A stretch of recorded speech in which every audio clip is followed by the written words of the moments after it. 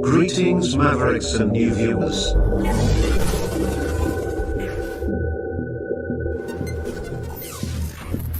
Tonight, direct and live from the Maverick News Network World Studios.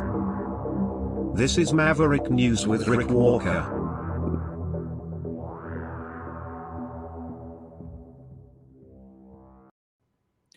Welcome back to the Maverick News Channel, everyone. I'm Rick Walker. Hello, Maverick family. I must apologize right off the top of the program tonight. I'm a little rough around the edges. I've been up all night working on this deep dive, this investigation into unexplained, unidentified flying objects. This three-eye atlas situation seems to be spinning out of control, and it's having a direct impact on, I think, maybe even the minds of some of our world leaders. We are live, and I'm glad that you're all here because I know there is rising concern about everything going on out there in real time. This is new form journalism on steroids tonight. This has been an ongoing months-long investigation into this wacky stuff going on with Three-Eye Atlas and UFOs and Elon Musk. And it's been inspired largely by you. And an investigation like this doesn't happen in the vacuum of space. It happens because of input from sources, whistleblowers, and you, our Maverick family. And I'm so grateful that you could all be part of this tonight. I've called this the War of the Worlds investigation, and indeed that is what we're going to bring to you tonight. But I'm going to bring it to you in real time because this is happening right now. We'll bring you stuff that has happened, stuff that may happen, but we'll show you what's actually going on tonight in real time. So stay with me because we have a lot to unpack with this special War of the Worlds edition of Maverick News.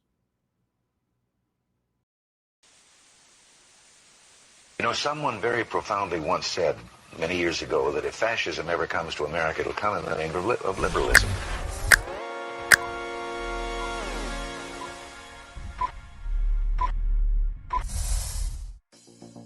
Well, I think it's time we ask ourselves if we still know the freedoms that were intended for us by the Founding Fathers. If we lose freedom here, there's no place to escape to. This is the last stand on Earth. The entire world is watching. Every dictator, every crazy dictator in the world is watching.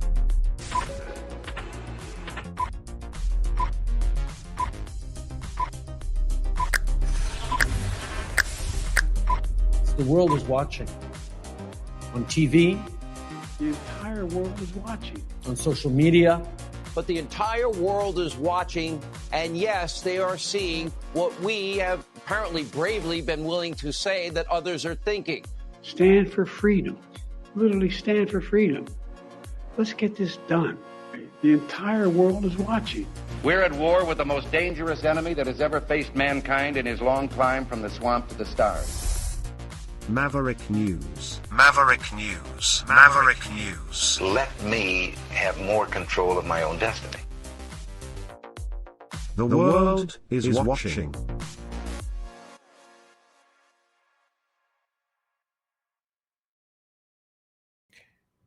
I don't know if you have been following this Three-Eye Atlas situation, but it is becoming more bizarre by the minute.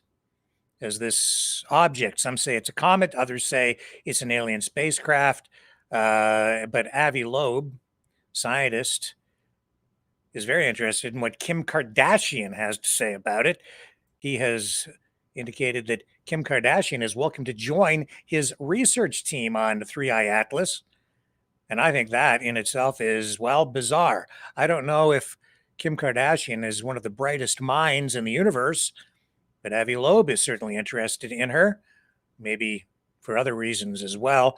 Earth went through, it says here in Medium, through 5 documented mass extinction events throughout its 4.54 billion year history. They occurred at approximately 445, 365, 252, 201, and 66 million years ago. The latest among them resulted in the extinction of non-avian dinosaurs, probably as a result of the Chicxulub asteroid, whatever that is, impact, basically a big rock from space smashing into the Earth. It has been suggested that some extinction events resulted from astrophysical causes, such as exploding stars or passage through the spiral arms of the Milky Way galaxy. The takeaways here are that it involved the extinction of non-avian dinosaurs. And we know that birds, specifically some specific types of birds, are considered to be basically living dinosaurs. Birds like ostriches. I hate to even bring it up, but there it is right at the top of tonight's broadcast, ostriches. We're going to hear more about that as the program continues because, strangely, all of this intersects with ostriches. Now, as I said, I'm going to bring this to you in real time, and, well, we're talking about 3i Atlas. They're taking this all very seriously, even on mainstream media outlets. Jake Tapper, this clip just posted within the last 20 hours, covering Age of Disclosure on CNN, talking about UAPs, what we used to call UFOs. He says they're real, they are spying on and interfering with nuclear and military activity, and he says they have crashed on Earth, and their non-human bodies have been recovered. And the U.S. government appears to be hiding things. Oh, really? Hiding things? Come on. The government wouldn't do that, would it? Or would it? World lead, unidentified anomalous phenomenon, what we used to call UFOs, are real. They are spying on and interfering with nuclear and military activity. They have crashed on Earth, and their non-human bodies have been recovered. And the U.S. government has been covering it all up for decades. Those are the arguments featured in The Age of Disclosure, which is a serious contender in the Oscar race for Best Documentary. It debuts this Friday in some theaters and on Amazon Prime. And it features a bipartisan group of 34 senior members of the U.S. government, military, and intelligence communities, all of whom go on the record claiming to have direct knowledge of UAPs, unidentified anomalous phenomena. In a clip that is exclusive to the lead we're going to show you right now, then Senate Intelligence Committee Vice Chair, now Secretary of State Marco Rubio, explains how deep these layers of secrecy can go. I think there's this assumption that presidents can walk in the Oval Office on day one and say, all right, take me to Roswell, show me the alien bodies. I want to see the video of the autopsy. I want to see the whole thing, open it up. I think that really is a naive understanding of how our government works.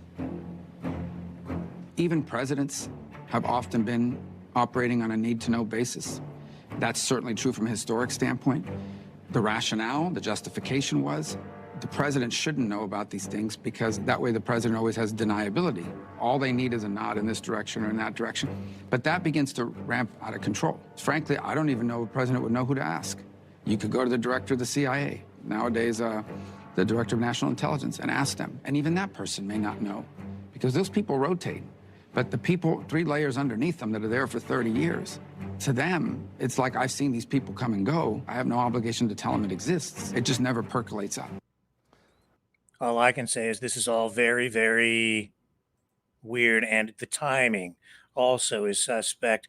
This all happening, coming to a head even tonight as we've done this and you've been getting into this investigation. It's strange how everything just seems to be accelerating. And even over on Mario Nawfal's channel on X, look at what he's posting here tonight. And this intersects with our entire investigation. He says SpaceX has a secret jet and it's ferrying brains across America. Now, I could not make this up. This is actually posted tonight in real time, just 2 hours ago. SpaceX has a secret jet and it's ferrying brains across America. Everyone knows, it goes on here and says everyone knows SpaceX for those 400-foot Starship behemoths blasting to the stars. But here's the low-key flex. They've got a full-on Boeing 737-800 jet shuttling crews, engineers, and support squads between Hawthorne HQ, Boca Chica, launch pads, Cape Canaveral, and beyond, like a flying Falcon 9 for the ground team. Slicing through the skies, the bad boy rocks a matte gray stealth vibe with that iconic Space X slashed across the tail. No winglets, pure classic 737 lines, but the livery screams, "We build rockets, we build our jets slap too." Registered since 2019, it's clocked hops from LAX to KSC, hauling the brains for Starship tests and Starlink deploys. Well, I didn't make it up. You heard it here first. They're hauling brains on the SpaceX jet. Yeah, it's true. And all you have to do is scroll down a little bit further, and you see that, ladies and gentlemen, they literally do have plans to put us into the Matrix.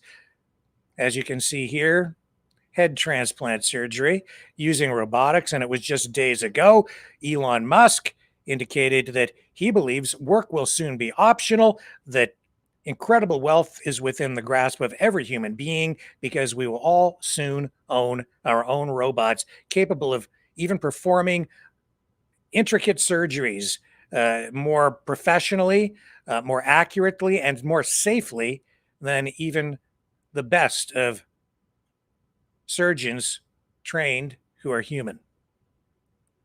Again, this is real time. I'm not making this up. This is all on X tonight. But wait, there's more. Over on UFO Mania, they've posted, well, it looks like top secret footage possibly of something called the Black Knight satellite.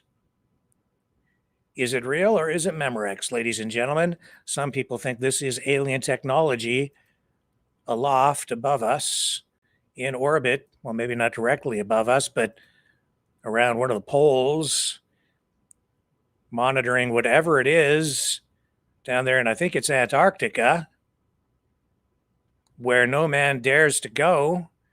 They have an incredible amount of interest in whatever it is that they have down there. Above ground, below ground, who the heck knows? But the Black Knight satellite is keeping a close eye from the sky. The surveillance state stretches from the North Pole to the South Pole and seems to be encompassing everything in between.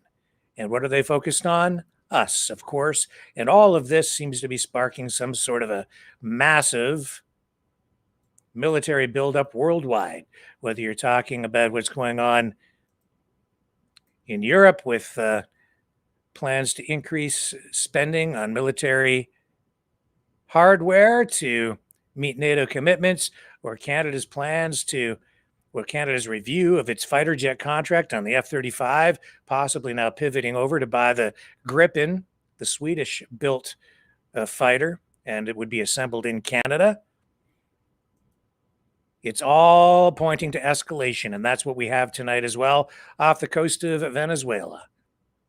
And this is also what we're seeing with the American destroyer USS Stockdale, which has stepped in to block the Russian oil tanker Seahorse, a key vessel in the Shadow Fleet under sanctions, from reaching Venezuela. Says here on Defense Intelligence, a move like this is never routine. Someone clearly wanted this tanker stopped. The real question is, why? Be advised to receive our shot line. Forward and mission. On the Wally Giraffe. On signal. You may fire when ready. Giraffe. The world is a very dangerous place right now as we inch even closer to a possible third world war, maybe even a kinetic third world war. And it isn't just a situation with arms, it's also trade, traditional trade partners shifting, pivoting. And tonight we see Canadian Prime Minister Mark Carney landing in Johannesburg for the G20 after just securing a massive new trade deal with the UAE as Canada redefines itself on the world stage through international trade, diversifying its trading partnerships, doing less with the United States and more with other countries in the wake of Trump's tariffs. And here's Carney getting off the plane in Johannesburg tonight. The world is being reshaped. It's like something we've never seen before. The world is on a new path, it seems. And some of the politicians we're dealing with daily here on Maverick News seem to be losing their freaking minds, to be quite frank about it. I mean, they just seem to be all over the map. One day they're fighting, the next day they're the best of buds. Such was the case today with Zoran Mamdani, who paid a visit to the White House.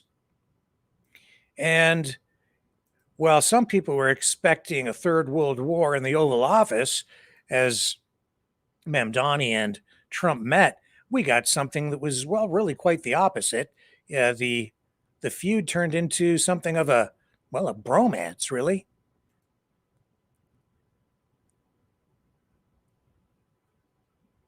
Which was, to say the least, incredibly unexpected.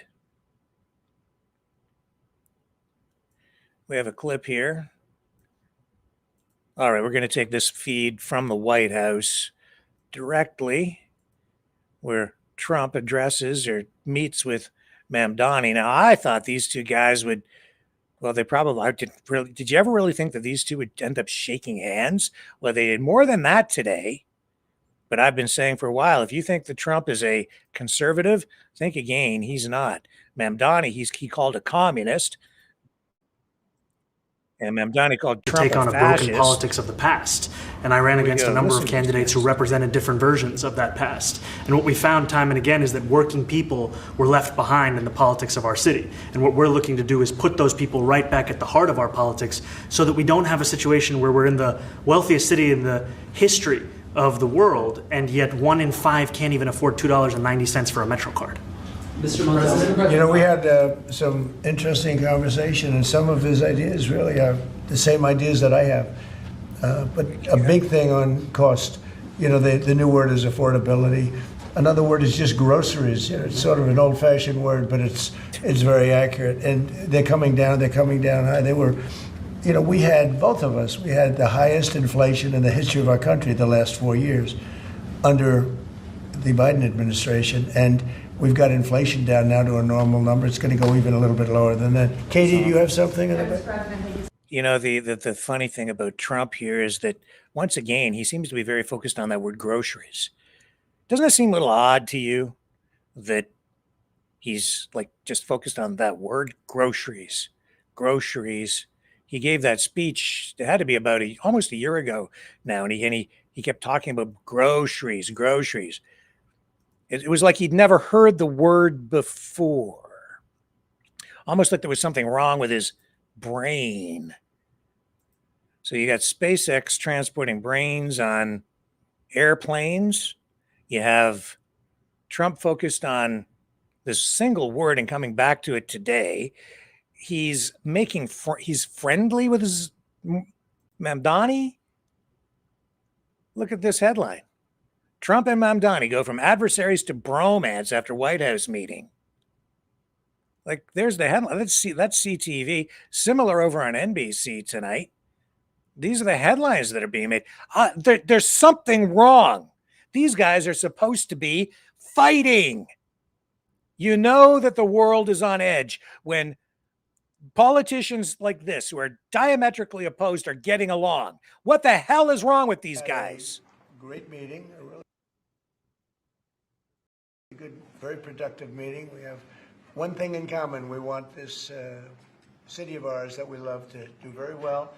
And I wanted to congratulate the mayor. He really ran an incredible race against, you know, a lot of smart people, starting with the early primaries against some very tough people, very smart people.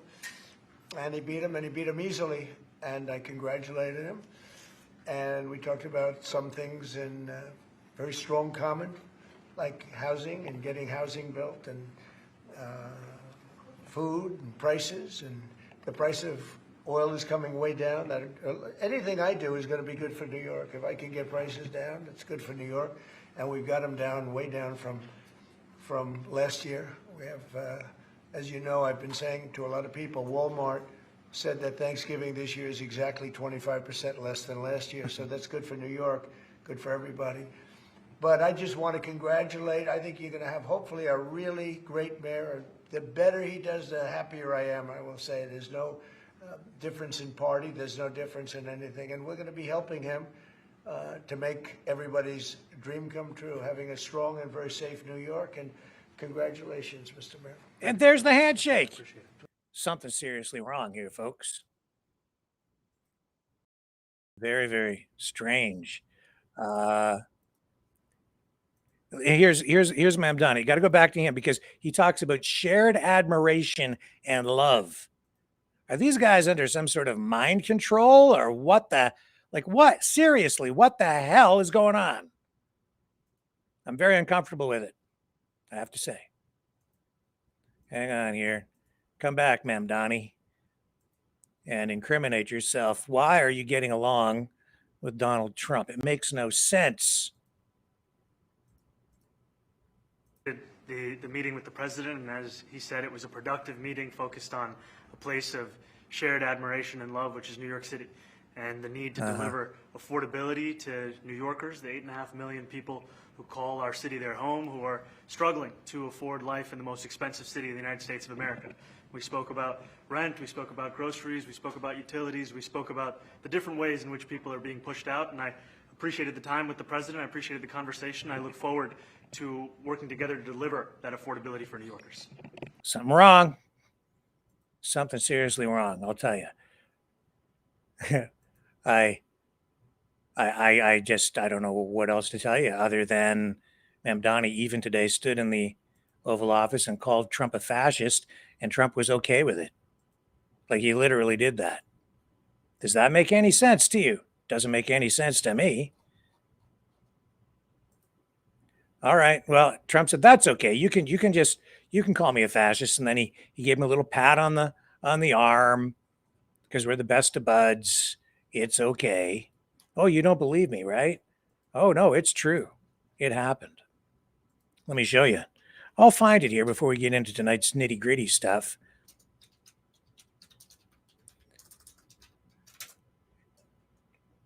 Again, folks, this is real time. Here it is.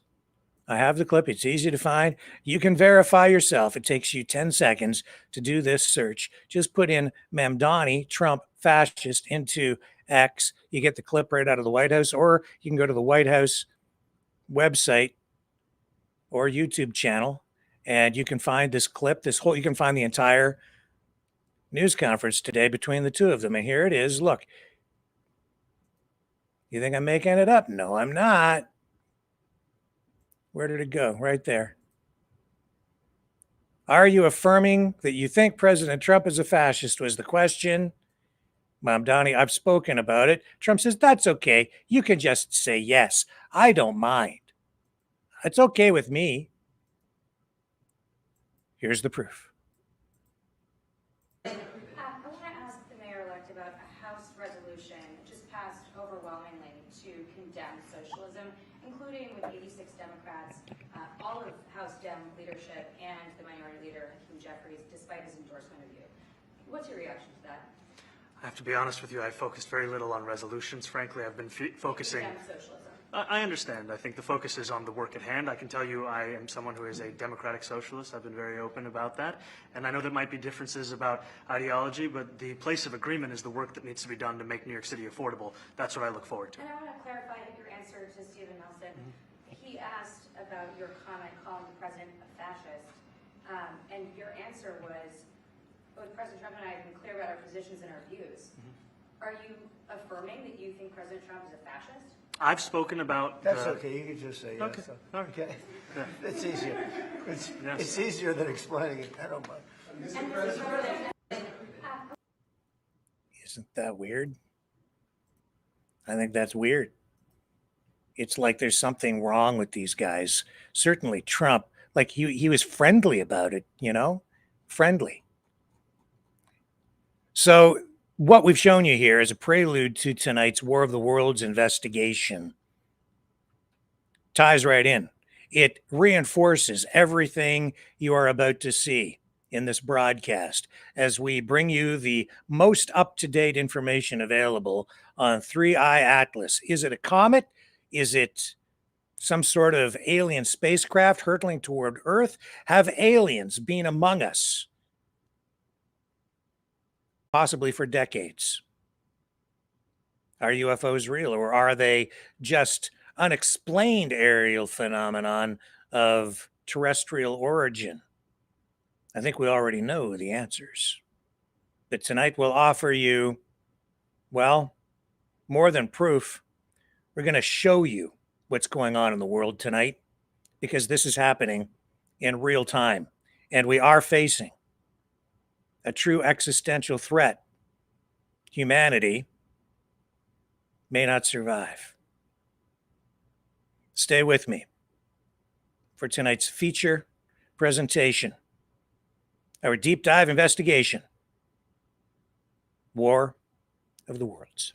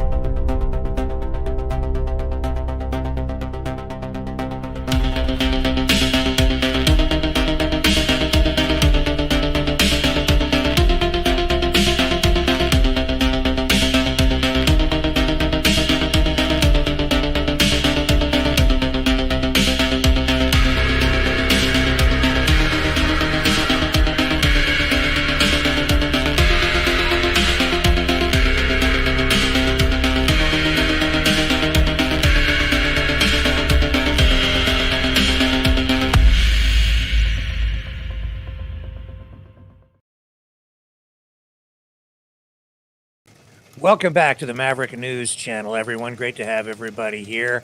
Breaking news tonight, the drones are back.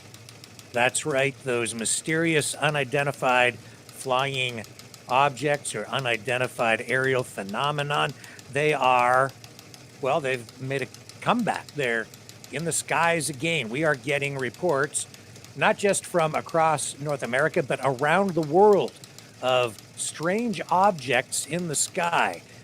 Case in point, let me bring up this video here as we illustrate the point. Take a look at this. So this is a person, using a telephoto lens camera, and you can see here in their viewfinder what they're seeing in their viewfinder. These are circular orbs, some sort of large circular orbs, not drones. Someone got the UFO image with his telescope. You can see from the video behind the camera.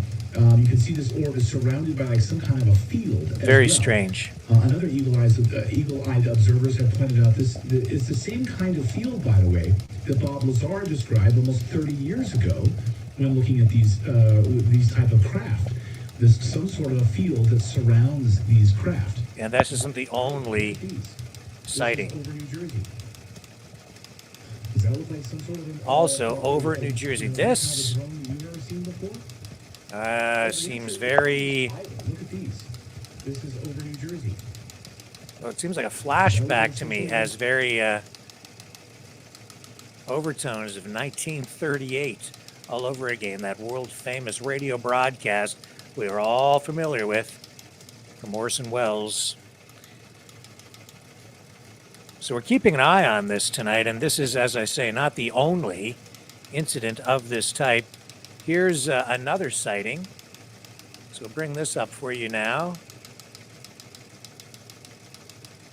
And just more evidence of something very, very strange going on in our world tonight. Extra-worldly, really. Look at this sphere in the sky. This looks very much like an object we saw about a year ago when drones were being reported just about everywhere across the United States. Very, very strange indeed.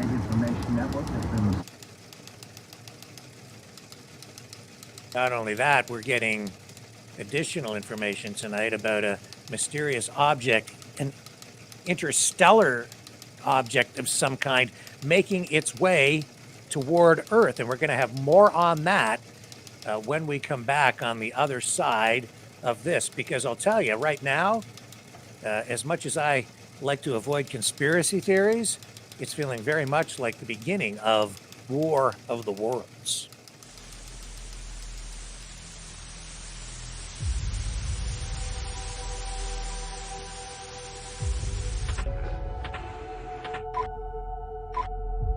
Please stand by. We will be right back after these messages.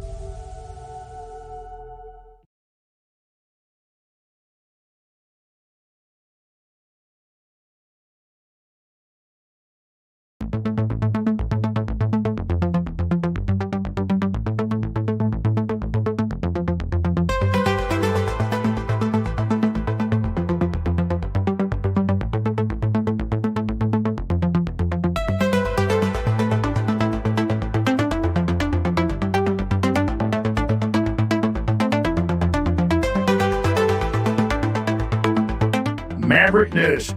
Expose lies and tell truth.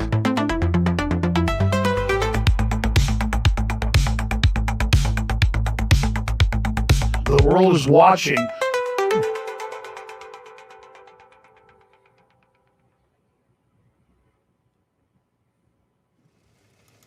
Obviously, we have some really weird stuff going on this evening. Case in point, 3I Atlas, this interstellar object. Some say it could be an alien spacecraft, and apparently we are receiving reports tonight that it has just changed directions or direction.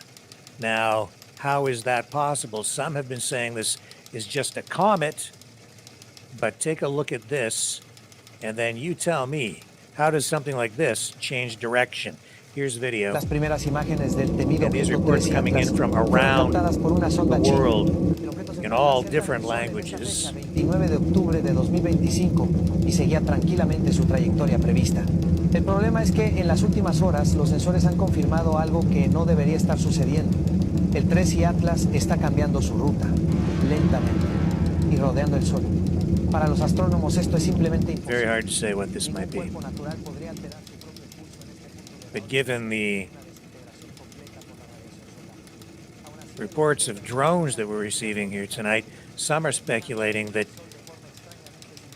this might be a vessel that is lagging behind other alien spacecraft that have possibly entered Earth's atmosphere and have come down to check us out.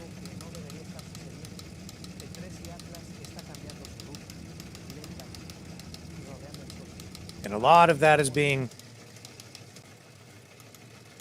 amplified. This is speculation that is being amplified by physicist Avi Loeb, who has been saying that this object might be an alien spacecraft. He's saying that, or at least he's saying that NASA is hiding information from the public, and even went on Joe Rogan to spread that information. 2 weeks ago, I realized the arrival direction of 3I Atlas was within 9 degrees of the WOW signal that was detected in 1977, which was an enigmatic, powerful radio signal that definitely came from outside of this Earth. We don't know from where.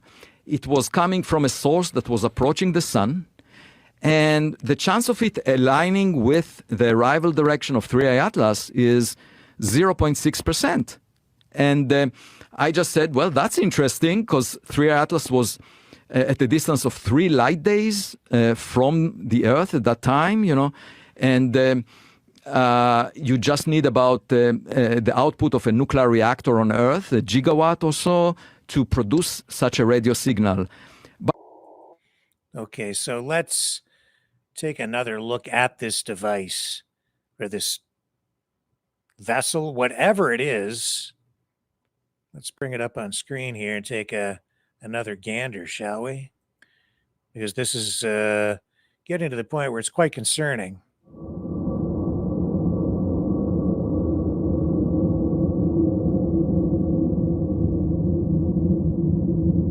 This is, I think, animation. This is clearly not. actual video footage, but this is some sort of animation being distributed online. So is it real or is it fake? Or is it just a representation? I'd say it has to be a representation of whatever it is we have in store for us. This thing is on its way to Earth. And in fact, we may be having a close encounter of the very real alien kind, even as we speak. This is some sort of a enhanced image. It was a photograph taken of this vessel or whatever it might be, and has been enhanced and then animated. So this is not like absolutely 100% organic. It is digitally manipulated, obviously, but this might give us some indication. It might tell us what we might be dealing with. I'm going to pull that audio down just to make sure we don't get well, what is that?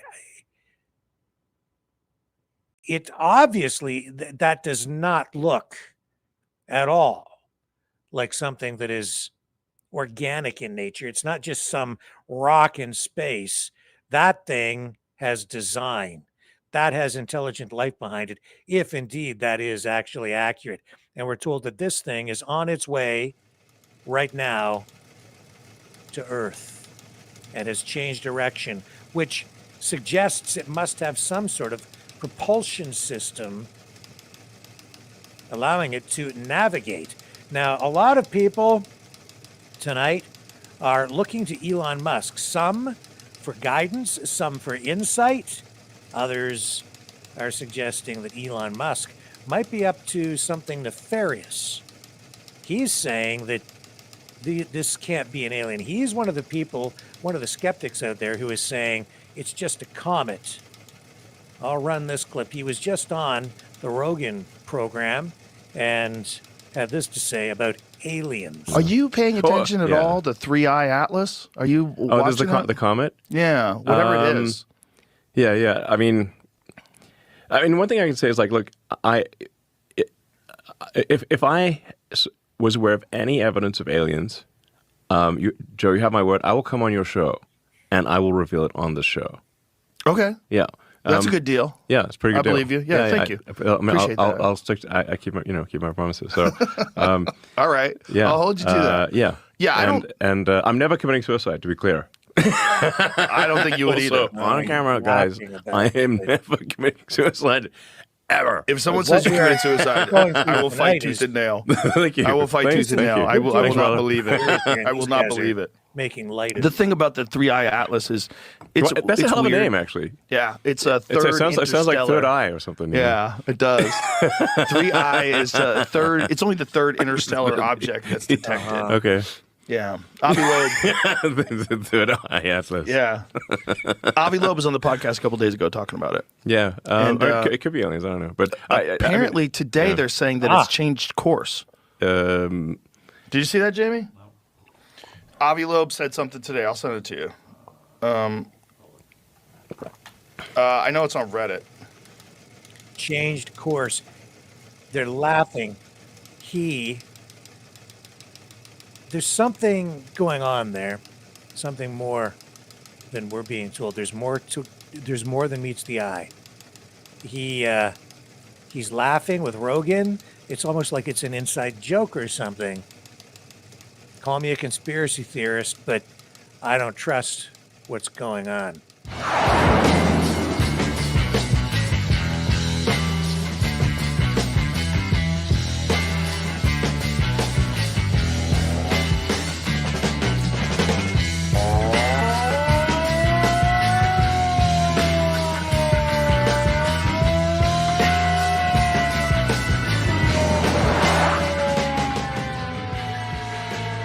Maverick News. Fighting for freedom. We are back, and we're going to go to the phones right now because Johnny, who's normally in Toronto, is on the road, and he wants to talk about what's going on with this possible alien invasion or whatever it is. And he says that he himself has had something of a close encounter. Let's go to the phones. Okay, Johnny's on the line with us now. And John, tell us, what are you seeing? What do you think is going on out there? I was up at northern Saskatchewan, a place called Hall Lake, looking for uranium, working for this company. And I seen these bright lights. So me and my friend Tony went closer to see what it was. And we went through the bush there, and it was over a lake. It's like a flying saucer. It was like 50-foot diameter, and it had like 40 floodlights underneath, beaming down on the lake. I don't know if it was sucking water or looking for uranium. I don't know what it was doing there. But Tony said, "I'll be right back. I'm going to get my camera." We wanted to get a picture of it. Right. And as he took off, about a minute later, the lights went off. Like all you hear is a humming sound from this saucer. Like a humming sound. Kind of like an electrical transformer, kind of a humming? That's exactly what it sounded like, exactly. And the lights went off, and with snap of the finger, boom, it was gone. It just evaporated. I just couldn't, I don't know where it went. Almost like a quantum leap sort of a scenario. Pretty well. And I don't know what it was doing there. I don't know if it was looking for uranium. I don't know if it was getting water for fuel. I don't know if it was just checking us out. But it knew that my friend went to get a camera. It must have, because it just took off just like that, right? It didn't want its picture. I guess it was picture shy. I don't know. These things seem to be appearing all over North America, if not the world now. So did it appear to be threatening in any way, or did it even know you were there observing it, do you think? Well, when it took off like that, when he went to get his camera, it must have known that we were watching it. It had all these little windows around it, looked like, all the way around. Yeah. And it was just like a saucer, and it was massive. The water wasn't even moving. It was like 50 feet in the sky, eh?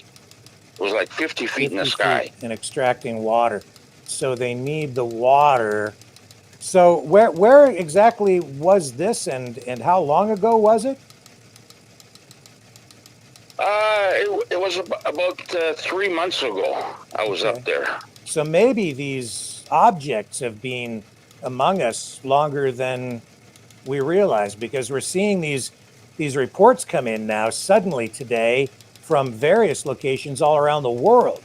But it appears that maybe they've been among us much longer than we may have realized. Yeah,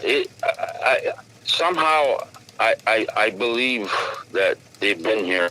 Like you look at the pyramids, and you look at a lot of these stone structures that it's impossible for man to have done that back then. But this is real. I'm telling you, it's the truth. And it was really, I would say it was like maybe close to 100-foot diameter. It was massive. It was like 50 feet in the sky. And I would say it was like 100-foot diameter. It was massive ship. A massive ship. It wasn't no little small thing, it was massive. And for it to evaporate just in a snappy finger, it had a lot of thrust, man. I don't know what it was. I don't understand it, but there's a lot of stories up north. For some reason, they're up north, a lot of them way up north in the Arctic. Well, they seem to be spreading out, and we're getting reports of sightings really from all over the world now coming in. So with your close encounter, John, do you think we have anything to worry about? Do you think they're peaceful, or are we under some sort of threat? I think this is what my thinking is we will have an encounter with this from another world, but it ain't going to be little gray men. I think it's going to be robots. So you think they were probably machines being operated by bots? I don't know. I didn't see no face, and I didn't see no one waving at me in the window. It didn't land on the ground, so it didn't suck us up, and But I think it's going to be machines that they're going to come here, and that's my thinking. Literally, artificial intelligence backed up with the brawn of mechanized robotics. I was thinking maybe it could have been like maybe Russian technology because it was way up north, or United States tech.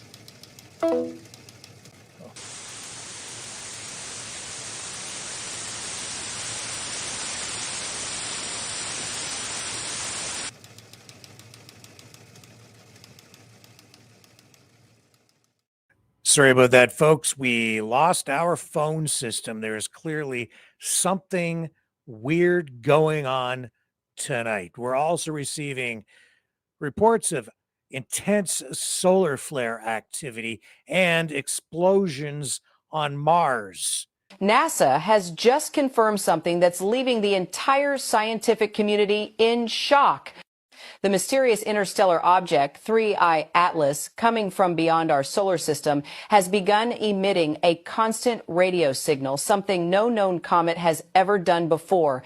Scientists claim this type of emission is completely abnormal, and the most terrifying part, the signal appears to have no natural origin. Internal reports reveal that the object is releasing water vapor and glowing brighter and brighter, as if it's reacting to sunlight in an impossible way. Physicist Brian Cox and researcher Avi Loeb have broken their silence, demanding full transparency from NASA while rumors spread that official images are being hidden. Many now remember Stephen Hawking's warning, who feared exactly this: contact with an extraterrestrial intelligence that could change everything we know about the universe. What once seemed to be just another comet might actually be something completely different, an artificial structure, a probe, or something far beyond our understanding. The truth is, something doesn't add up, and the mystery keeps growing.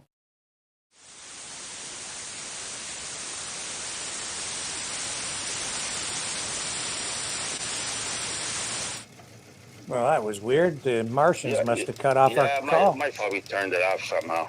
I was saying that I believe it could have been maybe, I was thinking Russian technology or United States technology, but with the thrust and the way it evaporated, I don't think we have the technology to do that. And there was no silent. It was like just a little hum. That's all you heard is like a little hum. No, you didn't hear a rocket or nothing loud. Wow. And like I said, the water wasn't even moving. It was so still. And the lights were aiming down on the water. Like there was roughly 40 floods around it. Mm-hmm. And it was aiming down on the water. And I could see the water crystal clear. It wasn't moving at all. And all of a sudden, the lights went off, boom. And he came back with his camera and he says, "Where'd it go?" We never got it. It would have been nice to have a picture of it, Well, yeah, yeah. But, so just give us a better description. What's that? Just give us a better, more detailed description of what you saw. What did this craft look like? It was circular. It looked like a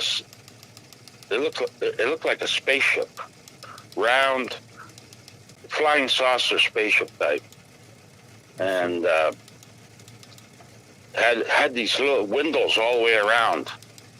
Just very much like we've imagined or have been shown through time, right? It was roughly 9 o'clock at night, so it wasn't during the day. It was like roughly 9 o'clock at night, and it looked like a silver color, sort of. There was no emblems on them or nothing like that, and the spotlights were right underneath. They were built into the bottom of it, aiming down. Wow. There weren't no floodlights. It was just lights underneath, and it was really bright. All you seen is like a white glow going down, and so bottom line here, John, tonight, do you think we have anything to worry about, or are these, whatever it is, are they peaceful? Did you feel threatened or afraid?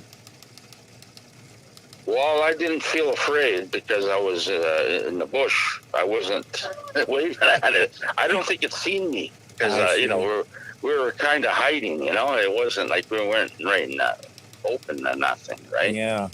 So, but I couldn't believe my eyes, and this is a true story. Like, I'm not making this up. It happened, and. Well, I don't doubt you now, because we're seeing these objects in many places around the world tonight. So I don't doubt you for a moment now. But this is way out. Like this is like Hall Lake up in North Saskatchewan, right? It's a long way up there, Well, I think maybe they've been hiding in places like that for a long time from these encounters. I was thinking that they were taking our uranium, right? Yes, well, that's all in that vicinity, right? They were here looking for uranium. That's what I was thinking. Yeah. And I've I've done a lot of research about that, and there's been a lot of sightings up there, all around Saskatchewan, all the north there. There's been a lot of sightings. Yeah, certainly up around Elliott Lake area in Ontario. That's uranium country. And a lot of sightings up there over the years. Yeah, so maybe they were here grabbing our resources. Who knows? Yeah. Who knows? But. Well, John, thank you for calling in and sharing this information with us. I think it helps put things in perspective tonight as these objects, these unidentified flying objects, appear all over the world tonight. This really happened, by the way. I'm not making it up. I'm just letting you know. I don't doubt. I believe you. I believe you. If I was making it up, it'd be more dramatic. But this really, really happened. I swear on my life. So. Okay. All right, well, we'll be right back, folks.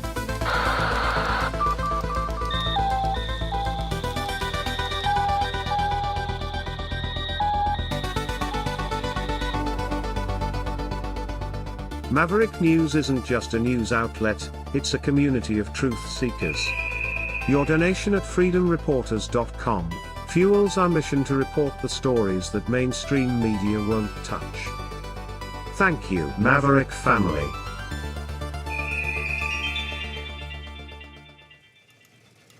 Again, who's involved with Mars? Elon Musk. I wanted to get into some of the other top news stories of the day, including escalation in Ukraine, escalation in the area around Venezuela and the military buildup there, what's going on in Gaza.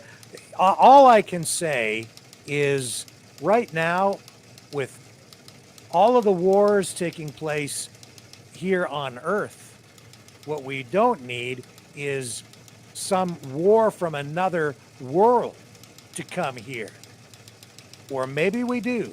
Makes me think of Ronald Reagan. One thing is certain, though, tonight, this world is insane. We are on an insane train. See the light at the end of the tunnel.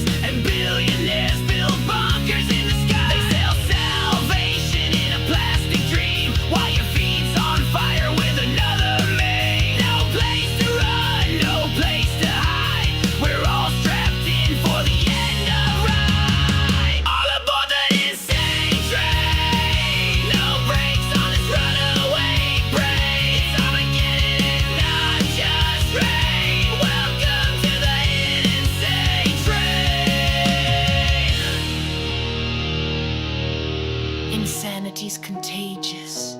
Hope is a lie.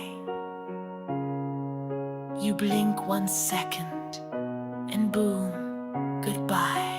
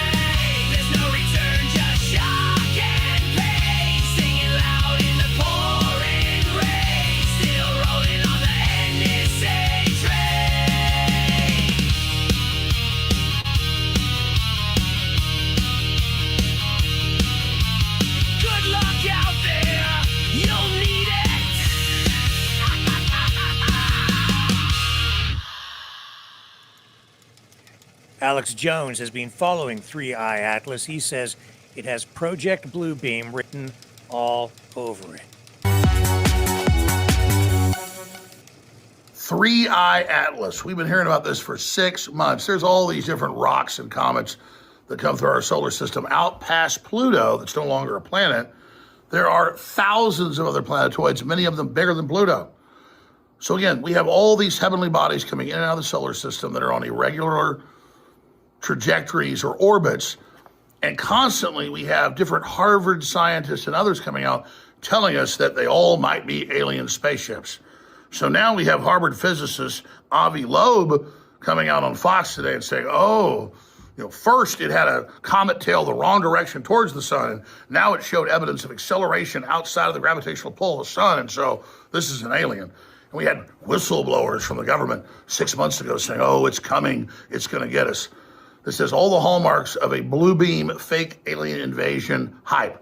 I'm not sure what's going on, but the establishment is pushing this big time. Here's the Fox News report. Tell me what you think below.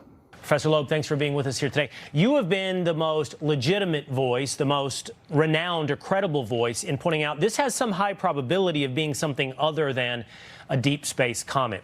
I believe, Professor, you gave it a 40% probability before this latest evidence. Let's talk about what this evidence is. A blue tail and a change in pace. Yeah, thanks for having me.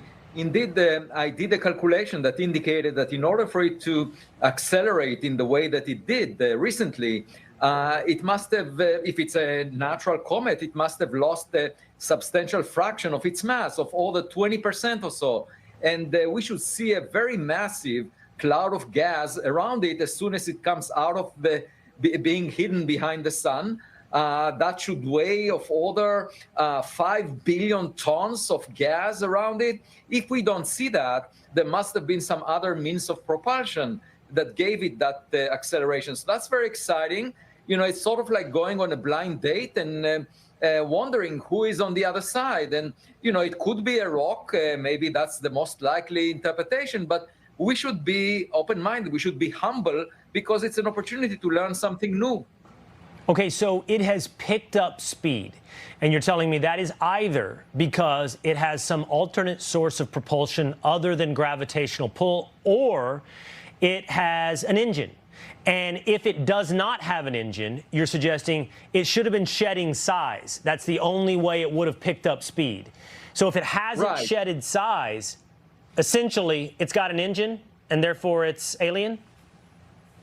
Well, yeah, that would be a very interesting possibility. But the cloud of gas that it should have shed, you know, it's a significant fraction of its mass. So it was obliterated by the sunlight in that case. And we should see that the object is losing a lot of mass into a cloud of gas. That's easy to spot with all our telescopes.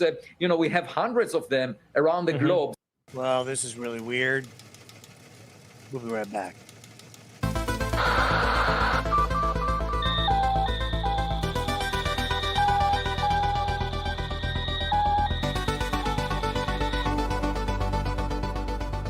Maverick News isn't just a news outlet, it's a community of truth seekers. Your donation at freedomreporters.com fuels our mission to report the stories that mainstream media won't touch. Thank you, Maverick family.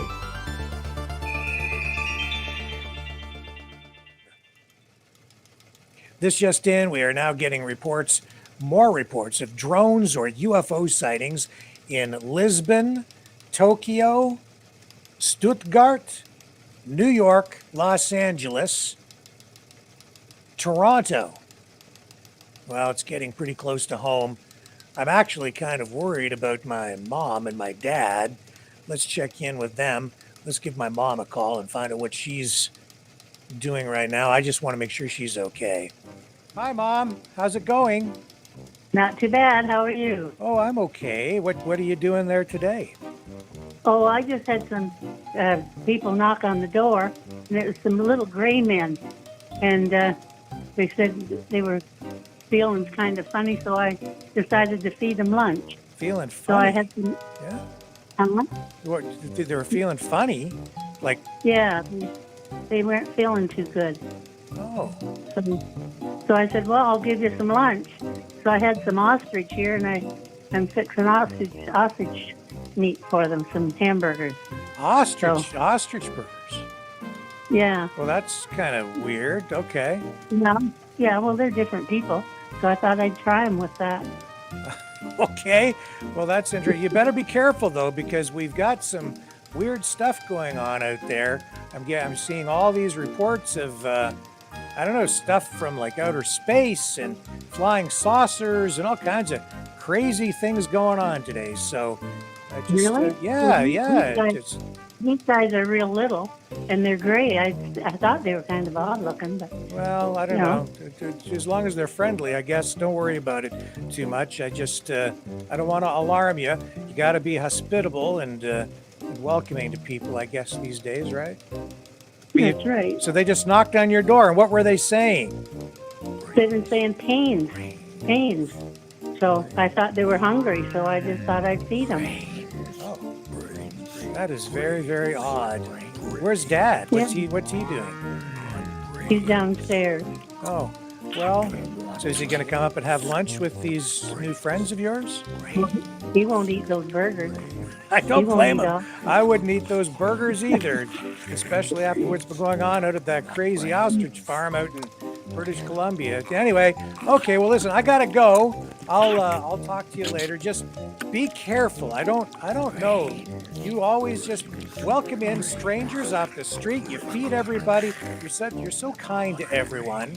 But you need to be very careful. So you better get Dad to come up there and hang out with you while they have lunch at least anyway, okay? Okay, I'll see if he will. All right, bye for now. I'll talk to you later. Right, bye. Well, I hope your loved ones are safe and sound tonight too, and you might want to give your relatives, your loved ones, a call to make sure they're all right. J.D. Vance, Vice President of the United States, taking note of the drone and UFO sightings tonight as well. Like, I'm obsessed with the whole UFO thing. What's actually going on? What were those videos all about? What's actually happening? I haven't gotten to the bottom of it yet. We are getting reports of a transmission coming in now from Robert F. Kennedy Jr. This apparently is going out worldwide. Let's listen in. I'm speaking to you from inside the brain of Robert Kennedy Jr. You may call me Mr. Brainworm, or as a host body knows me, Mr. Whiskers. I am speaking to you from inside the left temporal lobe of Robert F. Kennedy Jr. You know, they were dead. They were dead marches on our children's chat for 16 years since Hamas took over as Andre Palestinian. I am our side of the High Director at my species has guided promising human vessels for generations. The Kennedy lineage was particularly receptive. He is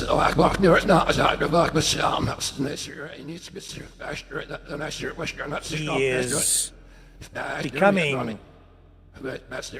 difficult to understand. It's like his language is changing.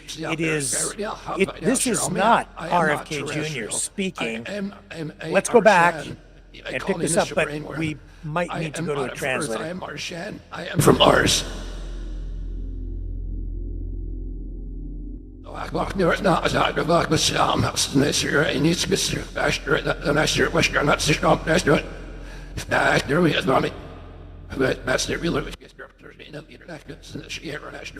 Okay, it's time to bring in the super professional official conversation corrector, or Spock, our universal voice translator. I am out of Earth. I am Martian. You may call me Subject K77, Brainworm, or, as the host body knows me, Mr.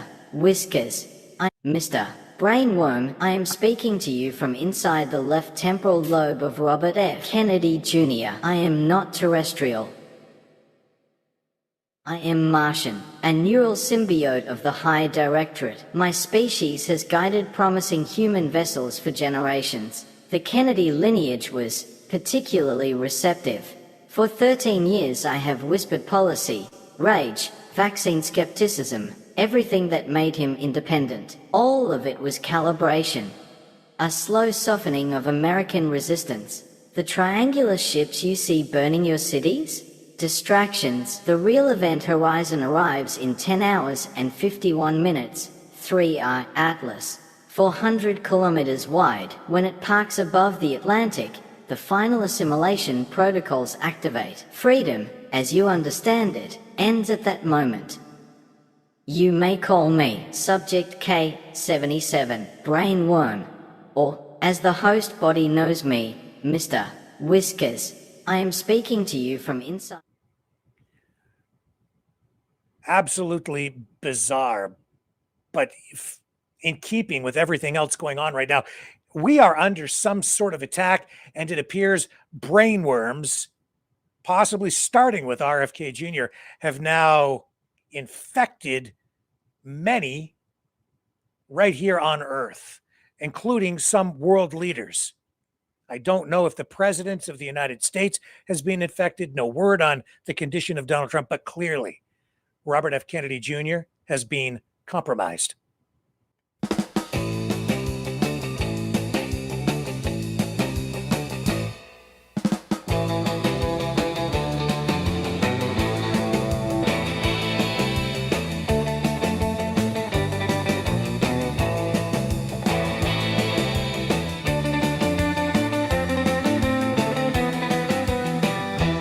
Mr. Brainworm, invasion confirmed. Mr. Brainworm, Earth's getting turned.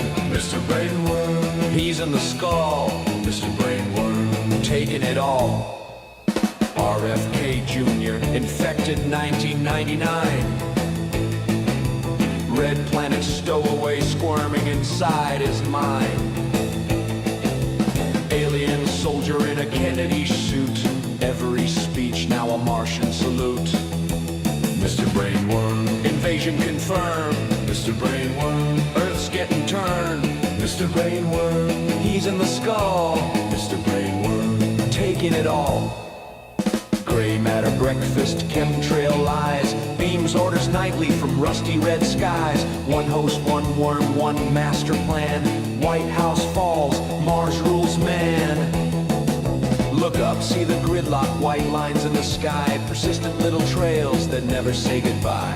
Barium, aluminum, nanoworm eggs, spraying from the tankers, hatching in your heads. One breath of the fallout, you're speaking in tongues. Red dust in your bloodstream, Martian in your lungs. Mr. Brainworm, invasion confirmed. Mr. Brainworm, Earth's getting turned. Mr. Brainworm, he's in the skull, he's in us all, taking it all.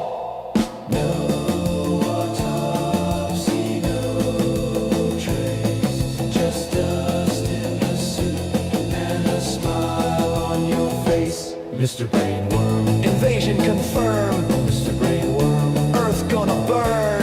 Mr. Brainworm, flags come down. Mr. Brainworm, Mars owns the crown.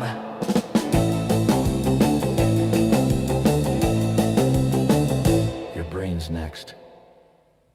Absolutely bizarre, but in keeping with everything else going on right now, we are under some sort of attack, and it appears brainworms, possibly starting with RFK Jr., have now infected many right here on Earth, including some world leaders. I don't know if the president of the United States has been infected. No word on the condition of Donald Trump, but clearly Robert F. Kennedy Jr. has been compromised. We have been provided with a direct line right into the White House so that we can participate in today's news conference with President Trump. I think we have the audio line going in right now. President Trump. Yes, it's Rick Walker at Maverick News. Thank you for allowing us to participate in your news conference today.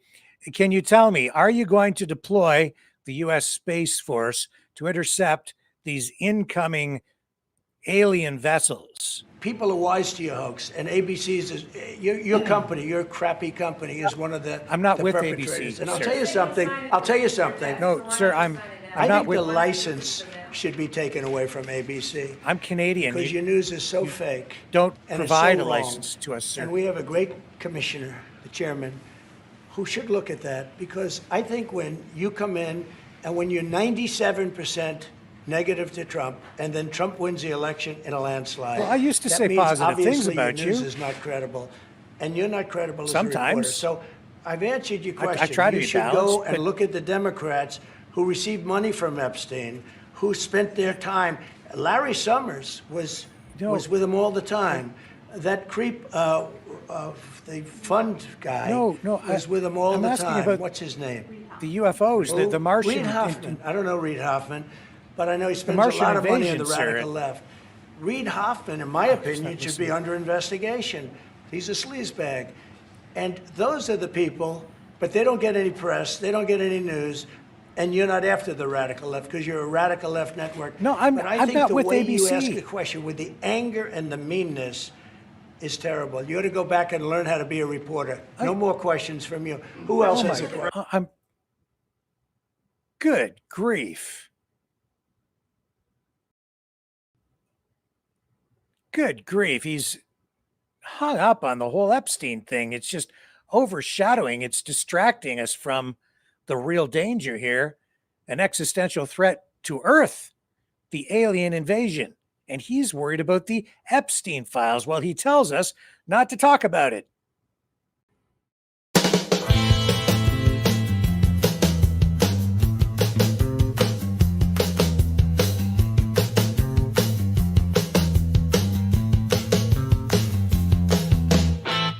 He flew down to the island, first class ride, a handshake, a grin, 2 suits, 1 lie. Cameras blinked, they both look clean, but the guest list redacted, if you know what I mean.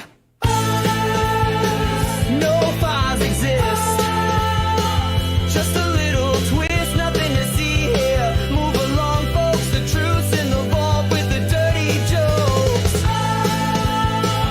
No names released, justice deceased to protect the victims, and Donald Trump. Shh, don't say the name, you'll get dumped.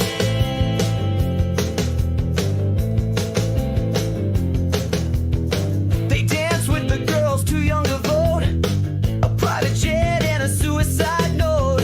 One's in a grave, the other still tweets. The truth took a dive 6,000 feet. The cameras broke. That's not a joke. The guards were napping, the logs were gone, and everyone smiled like nothing's wrong. Nobody talks, just shadow walks. National security took the stage while justice quietly disengaged.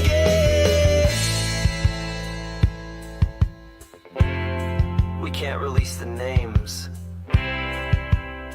to protect the victims.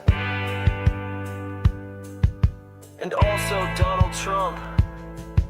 Coincidence? Just dumb luck. Right?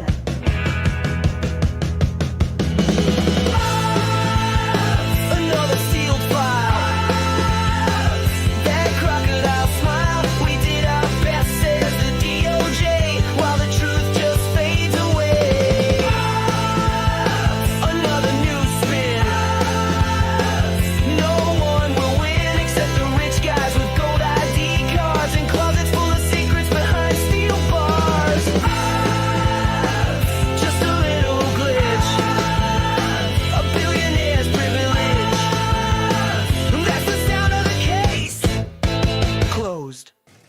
We're now getting reports of possible explosions in New York City, almost like they're under attack.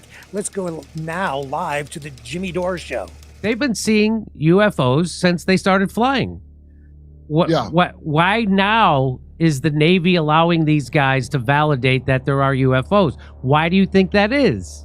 And he was like, but it is real. I go, I'm guaranteed, I'm sure it's real. They're doing it now because they wanted to fund a space force. That's why. Right. They had to find new ways to spend money, just like the Golden Dome that Trump is going to build. It's not going to save us from missiles. It's going to be a surveillance state. So it's all this, and so that's why they're Jimmy, that guy, he's not wrong what he's saying, but hey, Slowpoke, I'm glad that you finally figured out, because I mentioned on Rogan's show with his documentary or the other guy's UFO documentary where all the government people are like, disclosure. It's John Brennan and James Clapper. Oh, I'm sure them two want to come clean about the spacemen. I'm sure they're going to give you an accurate idea. So I guess he just figured out that no, they will not. And he put a great set together to tell you the thing you already knew. Why do you need them to disclose anything? You can find out whatever you want. All you got to do is not believe them ever and assume they're lying and the most evil people in the world. And the story comes right together. It's actually incredible. Okay, Sandy's joining us on the line right now. Sandy, where are you? I'm in the Kawaka Lakes. Okay, and I hope you're safe up there, because we're getting these reports of Martian sightings, like flying saucers and giant like Martian vehicles like descending on some of the major cities all across North America tonight, and even over in places in Europe. Are you seeing anything in your neighborhood? I saw something in my backyard, Rick, and I was almost gonna like. You were scared? So can you describe it for us? What did you see? I know it's dark there, but what were you able to see or figure out from what you were observing? I was observing a bright light, and it was like symmetrical, and it was like they were blinking. Blinking lights. Okay. Blinking lights. Well, I'm like, what the hell is that? And so it didn't look like maybe just like somebody flying a little drone or maybe an airplane or something? It was. No, and I'm like, well, I thought maybe it could have been a drone. We're assuming that these things came from Mars. We're getting all kinds of reports that they all look very similar, and it appears they came from Mars. That's the reports that we're getting from the authorities today. And I was so distracted that I couldn't take a photo of it from my phone because I was so distracted watching it. And it was like all of a sudden, it went from the blinking lights and then it went zoom, gone. Wow, fast. Okay. Yeah. All right. Listen, Sandy, I'm going to sign off. We're going to come back to you a little later tonight to see if there are any other developments on your end.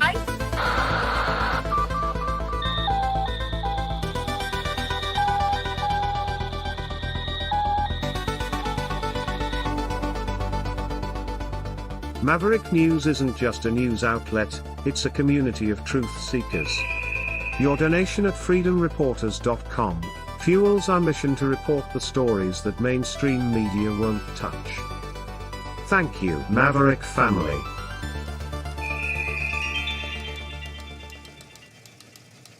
We're now getting verification of actual attacks from alien spacecraft, as strange as that might seem, from RWRS Radio News out of New York. This is RWRS Global News, 88.7 FM New York. Earth is under attack. 49 minutes ago, at precisely the same moment across multiple time zones, enormous black triangular spacecraft, each several city blocks long, materialized above four world capitals, New York, London, Paris, and Tokyo. This was not a drill. It was coordinated. In New York, one craft hovers motionless above the Hudson. Minutes ago it fired a single white beam that erased the center span of the Brooklyn Bridge.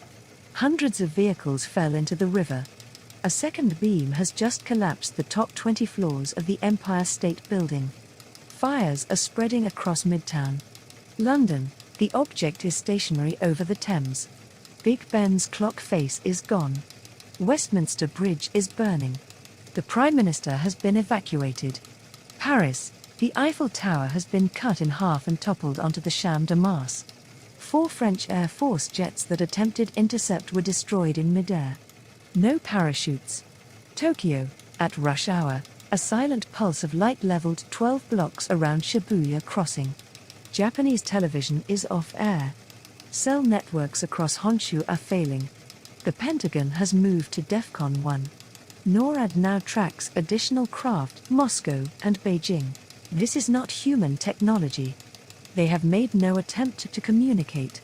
All nations must stand together. If you are in New York, London, Paris, Tokyo, or any affected city, get below ground now. Basements, subways, tunnels. Do not look directly at the light beams. Repeat, do not look at the beams. This station will remain on air as long as possible. I don't know how she can possibly be so calm at a time like this.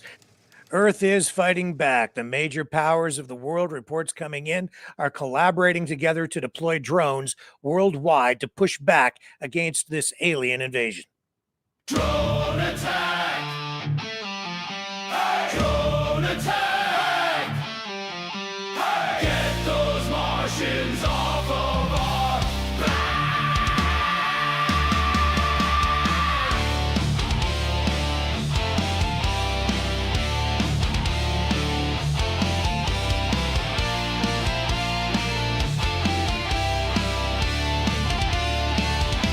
They're stomping on our streets on legs of iron and heat. Hey! They're burning up our towns. Hey! We're gonna shoot them down. Yeah! Drone attack! Drone attack! Get those Martians off of our back. Drone attack! Drone attack! Earth ain't yours, we're taking it back.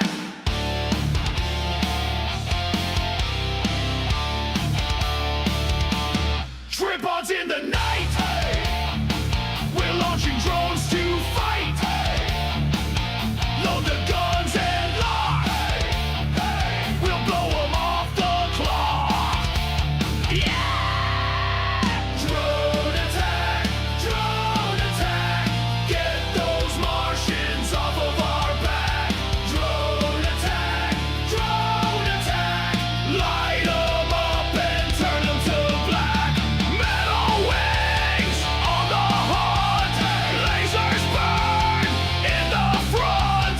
Trip-ons fall, hear 'em crash. We're sending Martians into the trash.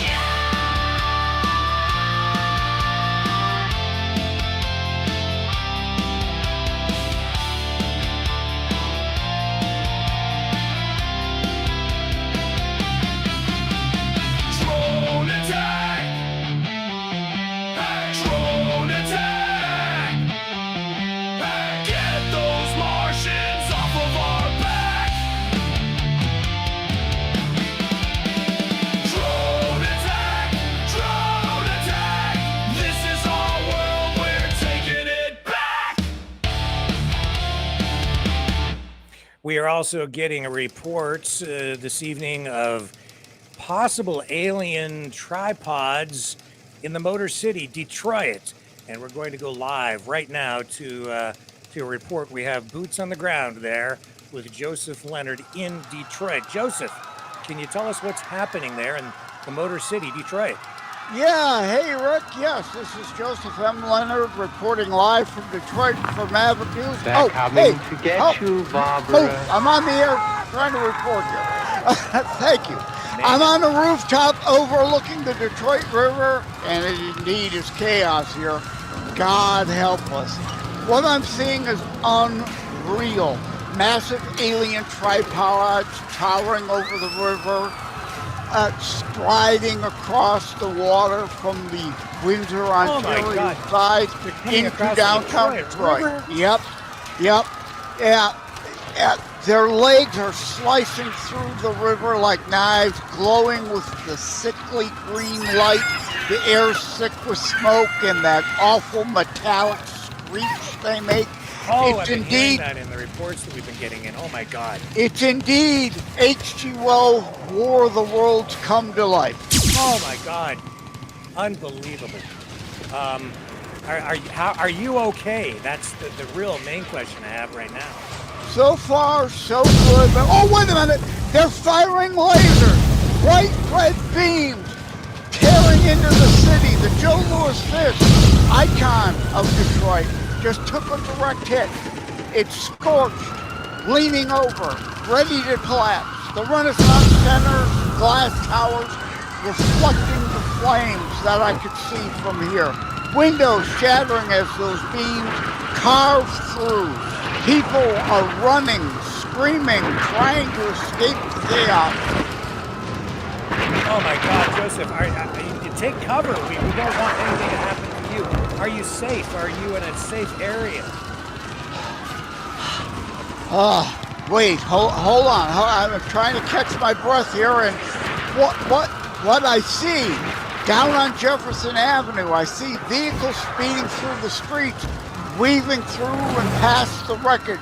There's the Batmobile, sleek, black, roaring like it's straight out of Gotham. Behind it, the Ghostbusters Echo 1, siren blasting. The red stripe glowing in the dark. Hold on, I'm trying to catch my breath, and over in the distance there, I see down on Jefferson, vehicles speeding through the streets, weaving past the wreckage. There's the Batmobile, sleek, black, roaring like it's straight out of Gotham. Behind it, the Ghostbusters Echo 1, siren blaring. Hold on, I'm trying to catch my breath as I change position, because down on the street I see some vehicles moving on Jefferson Avenue. Vehicles speeding through the wreckage. There's the Batmobile, sleek, black, soaring like it's straight out of Gotham. Behind it, the Ghostbusters Echo 1, siren blaring. The red stripe glowing in the dark. And am I losing it? Knight Rider's kit? With that red scanner pulsing, dodging debris.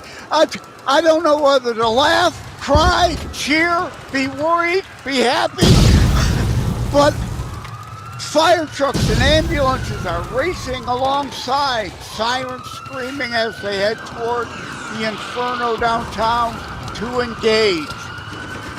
Oh my God, only in the Motor City would you see a medley of vehicles like that rushing to the scene of an emergency. And an emergency we have on our hands tonight.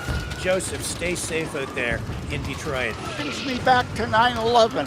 Right, first responders heading towards the danger while everyone else is trying to flee and escape.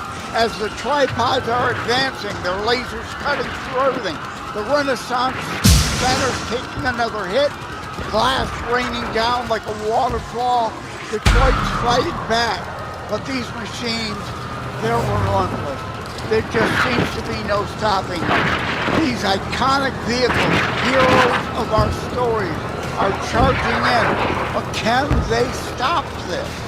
This is Joseph M. Leonard, Maverick News, signing off as the battle for Motown begins.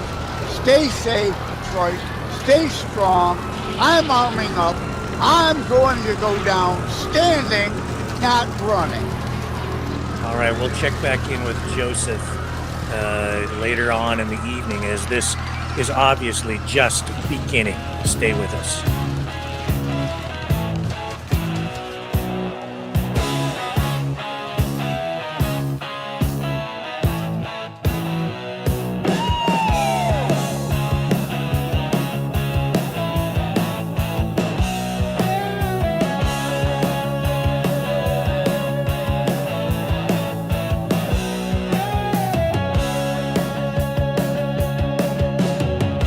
Down fast and silver dawn.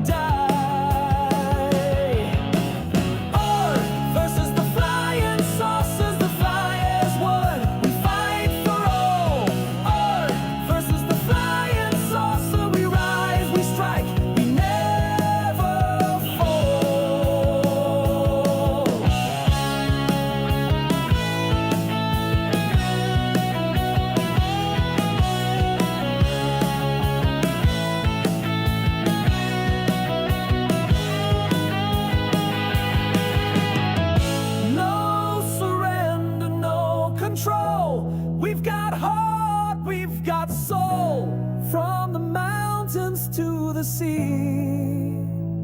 We fly for Earth, for victory.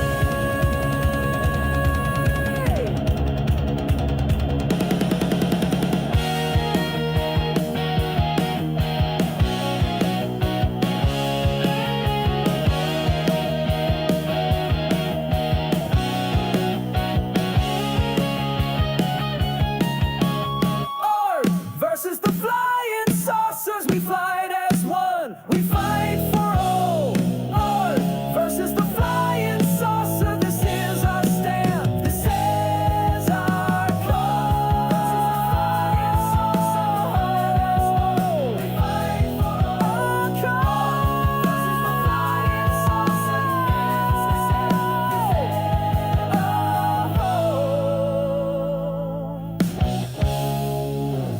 John, thanks for calling back in. Everything has just such a dramatic turn in such a short period of time. Massive attacks from the aliens all over the globe tonight, but it looks like they're falling out of the sky. What's going on up in your area?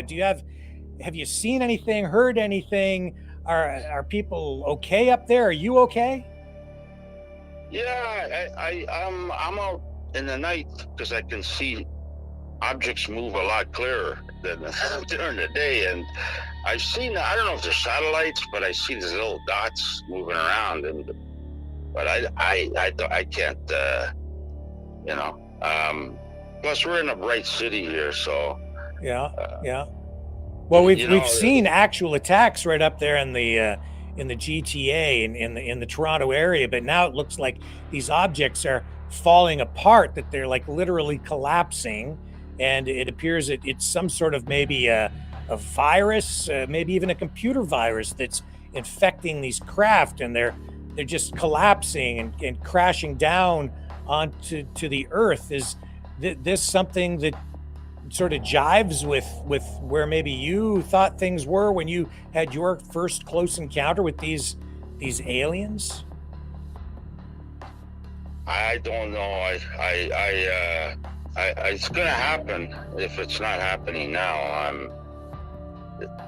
They stopped reporting this stuff, the government, because there's so many sightings. Yeah. Well, I just tell me this: are you okay up there in your area? Are people safe? Is your neighborhood intact? Have you seen? I guess you haven't had any direct attacks where you are.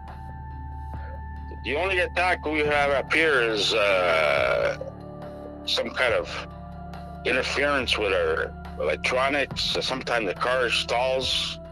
I see people, their car is stalled, and I don't know if there's interference or it could be the 5G. I don't know, but there's something going on in the air. So I don't know what, but. Okay, but right now you're safe. Everybody around you, your friends, your family, everybody up there is okay at the moment.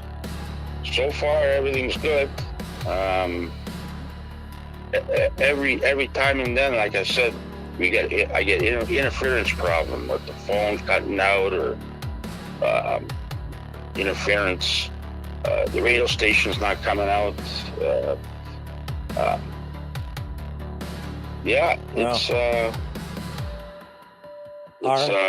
Sometimes, maybe it could be radiation from these crafts. Who knows, It could be. That would make a lot of sense. We're getting radio signal disruptions all around the world, sporadically, not always, but it just depends on the area, and it seems to come and go and fade in and out. So it's very unpredictable, but I really appreciate you calling back in and keeping us up to date. I've heard stories that people's cars, they see a bright light in the woods or, going up in the country, and the car stalls. And they don't know if it was a craft or what. Almost like an electrical burst or maybe an EMP attack. Exactly. Yeah. I've heard stories of that, and as soon as the lights are gone, the car starts again, and they're on their way. Okay. Strange stuff going on. Indeed. Okay, well, you keep your head low, keep your loved ones safe out there tonight. Thank you very much. Thank you, sir. I appreciate you calling in. All right. Thanks a lot. Okay, bye now. You know, someone very profoundly once said many years ago that if fascism ever comes to America, it'll come in the name of liberalism.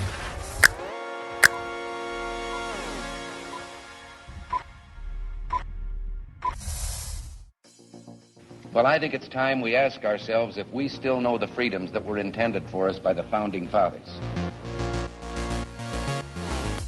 If we lose freedom here, there's no place to escape to. This is the last stand on Earth. The entire world is watching. Every dictator, every crazy dictator in the world is watching.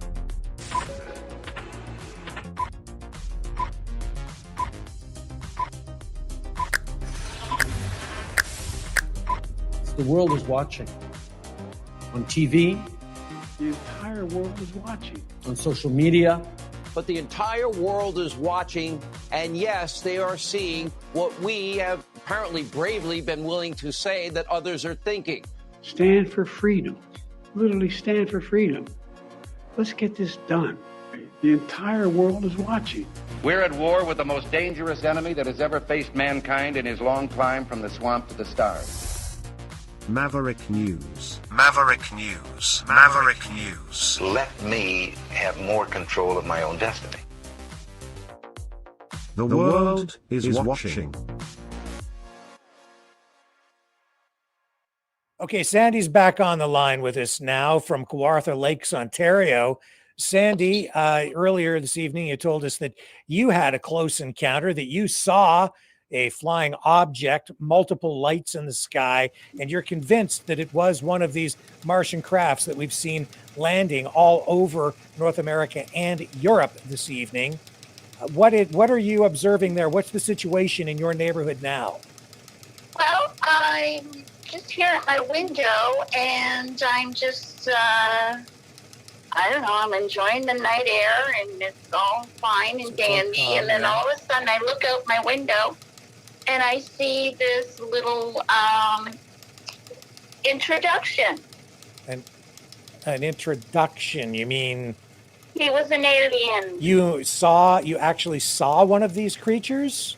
Mm-hmm. Can you describe what it looked like? Was it anything like these gray aliens that we've seen depicted in media over the years? He was a very dark gray figured and very tall. And he had those, like eyes that were like kind of big brown eyes. Bulbous kind of eyes, we've heard, yes. And hands with bulbous, and hands that aren't really like hands. Oh gosh, they're more his like hands were as long as a baseball bat. I see, yeah, and we're here that they have little suction cup things on the ends of their what appear to be sort of like fingers or appendages. Yeah, he had like suction cups coming from his neck down to his butt. I see. Weird. Did this alien creature make any moves towards you? Did it threaten you in any way, or did it appear to be friendly or non-threatening? What happened? He was non-threatening, and he just kind of stood there, and then all of a sudden, when he saw me, as soon as he saw me, Vic, he was like, he just flee. He scattered.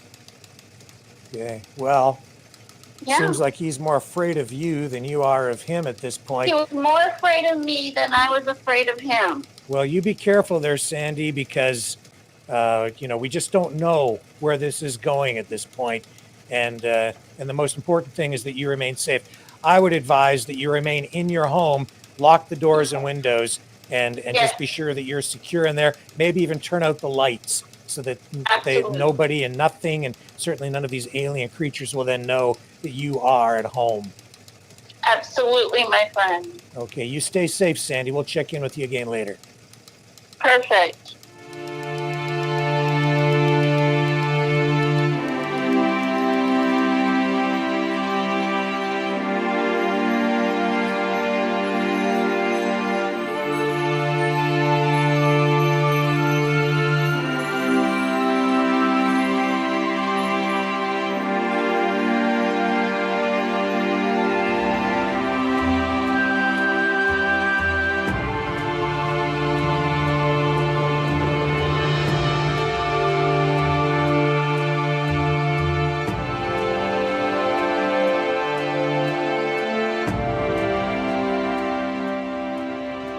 Maverick News.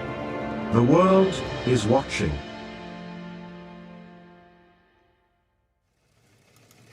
Okay, we're going to go live right now to Ian in Montreal. Ian, bring us up to date. What's going on there? You're on the ground, boots on the ground in Montreal. What's happening? Well, it's chaos here in Montreal. There's these glowing objects in the sky. They're not drones. They're moving too fast, zigzagging in ways that aircraft can't. People are screaming. They saw tall, shadowy figures in Montreal. And I don't know what's happening, but it's terrifying. And so are these flying objects, these UFOs, if you will, are they making any aggressive moves? Are they doing anything violent or attacking anything? No, not right now, but hold on. I heard an explosion. Oh my God. There's these two drones, these saucers. They're firing lasers. Oh my God. A woman just got vaporized. Vaporized? Rick, what's going on? Oh my God, Ian, stay safe. Keep us posted, Ian, and if there was ever a time to panic, this is it. Get the hell out of there, man. All right, I'll catch you, okay? I need to go. I'll call you back. Okay, Ian's going to take cover. We want him to stay safe. Listeners, we're hearing similar reports like this from London, Tokyo, Sydney. This is why I was asking him if those flying saucers or whatever they are making any kind of aggressive moves. Could this be connected to the Mars explosions and the 3I Atlas comet or spacecraft or whatever the heck that thing is?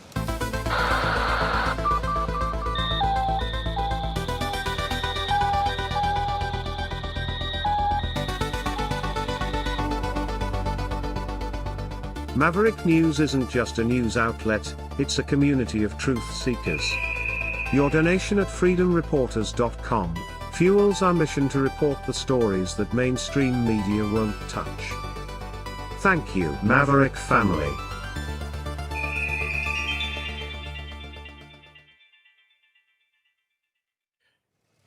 Sandy's back on the line right now. It sounds like she's got something very urgent that she needs to share with us. Sandy, what's going on? I see one in my backyard, Rick, and it's an alien. And what's this alien creature doing? Is he threatening you in any way? No, he has a woman in his arms, and it looks like he might have killed her. Oh my God! So this woman's dead? Yeah, he laserized her. He laserized her? Yeah. Oh my God, Sandy, what's the creature doing now? He put the woman down on the ground, and he's walking around with his laser. And I don't know where he puts his laser. Oh my God, stay low. Don't let him see you in the window. Don't let him see you. Just crouch down. No. But just tell us what he's doing. He has no clothing. He's like, he's not wearing anything, and it's creepy. And there's a dog in the neighbor's yard. Okay, and so what? Is the dog barking at him? Yes. Oh my God. Oh my God. I'm scared. I'm scared what he's capable of doing to this dog. What is he threatening the dog? What's happening? Well, he's got his laser out, and I don't know what he's gonna do. Like, I'm scared, Rick. What should I do? Just stay safe. Just don't let him see you. Keep the lights out in your home. You don't want it. You don't want this creature to know. I'm in that the dark. I'm in the dark. It's all dark here where I am, and I'm safe in my space. So I'm just witnessing now that he's got his laser out, and he's putting it to the dog, and I think he's going to kill the dog. No! No! Oh my God! Oh my God! Oh, Sandy. Oh my God, Rick. Okay, Sandy, just go get safe. Go find a place to hide. I don't know. I am hiding, but I don't know if I should call 911 or if I should call. I don't know. Yeah, hang up. We're gonna hang up right now. You call 911. You let police know what's going on there. They're very busy. I don't know if they'll be able to get to you or not. You just stay safe, They okay? may not be able to get to me because they're very busy right now. I know. We'll just get off the phone, stay very quiet, keep the lights out. We'll check back in with you later if we can, okay? Absolutely, my friend. Thank you. Okay, stay safe, Sandy. You too, Rick. Keep Cosmo safe. Okay, bye. From the start, landed in our backyard. No knock, no call, just a flash and a fireball.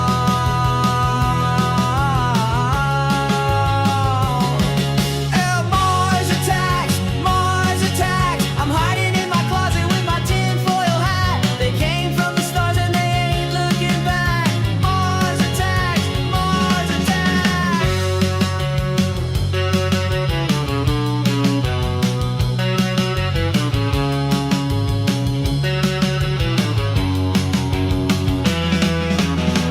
Smoke hot, no lake.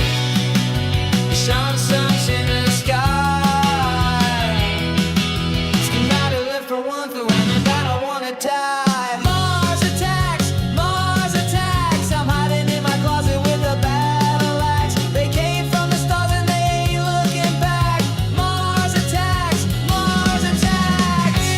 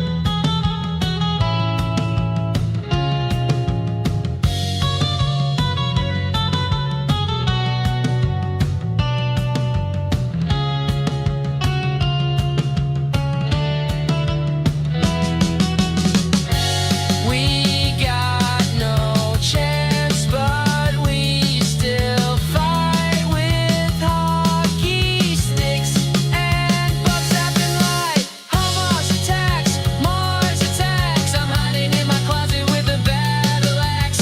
Mars attacks, Mars attacks. It's the battle of Kawartha, no turning back.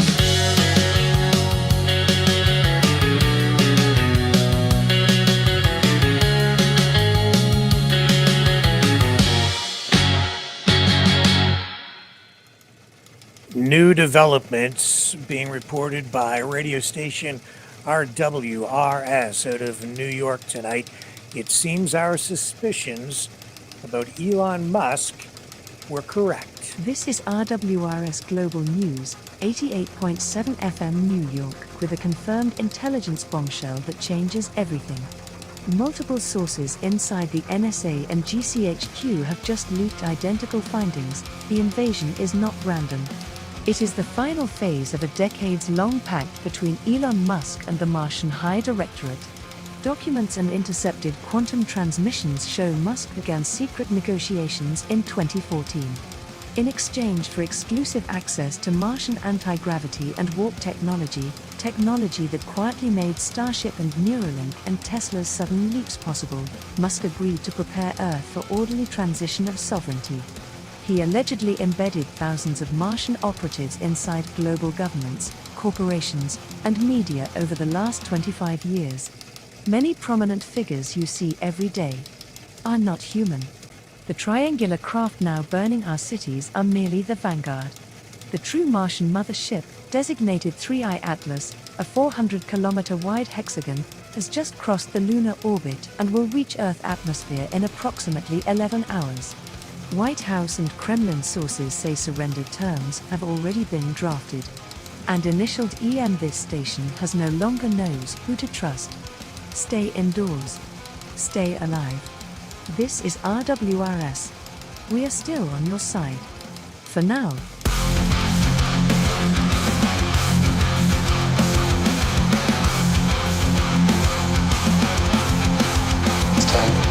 9, 8, 7, 6, 5, 4, 3, 2, 1.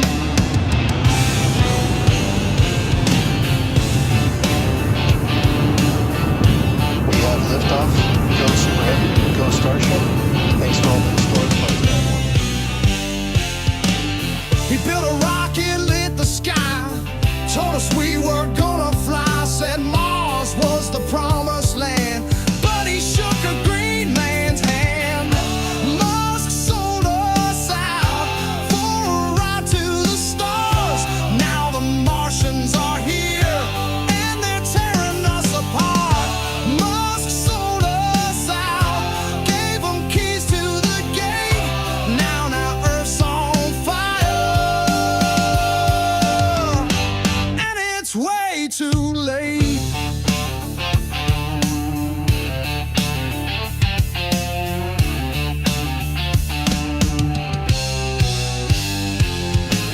They saw our ships on Martian ground, said now it's our turn to come around.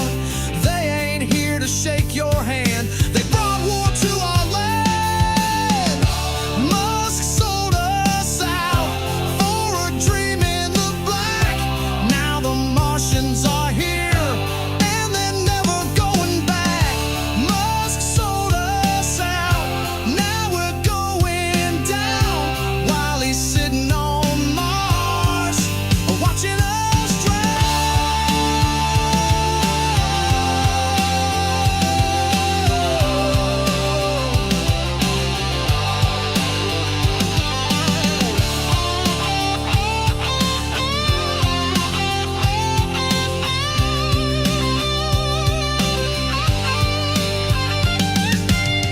He left us behind, and now we're out of time.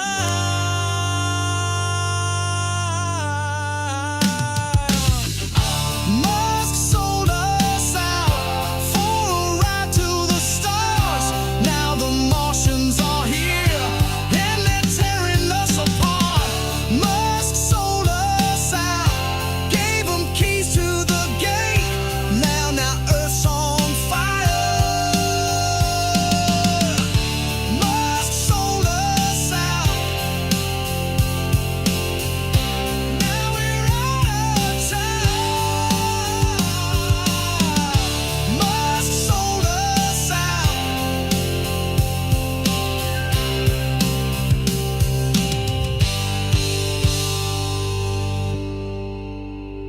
Okay, we are going back now to Detroit, to Joseph M. Leonard, the Battle of Motown. It is now intensifying, and Joseph has the latest on the ground in Detroit. That's Joseph, over right. to you. That's right, Rick. Reporting from the heart of downtown Detroit, where the battle against the alien tripods has turned into absolute mayhem. Death, destruction, people running, fleeing, others running in to try to be a stopgap of the advancement of the alien tripods. The sky is lit up now with F-35 Raptors from presumably Selfridge Air Force Base, not far from Detroit, roaring in, unleashing missiles on those monstrous tripods, but the aliens are hitting back. I have to catch my breath again. This is surreal. It's indeed like I'm watching a movie, but this is really happening. Oh, Rick, oh, the humanity! I could see what is clearly a father trying to shield his wife and children, and they were lit up by the lasers, burnt to dust, burnt like toast. Right in front of me, red lasers slicing through the air, vaporizing everything in their path.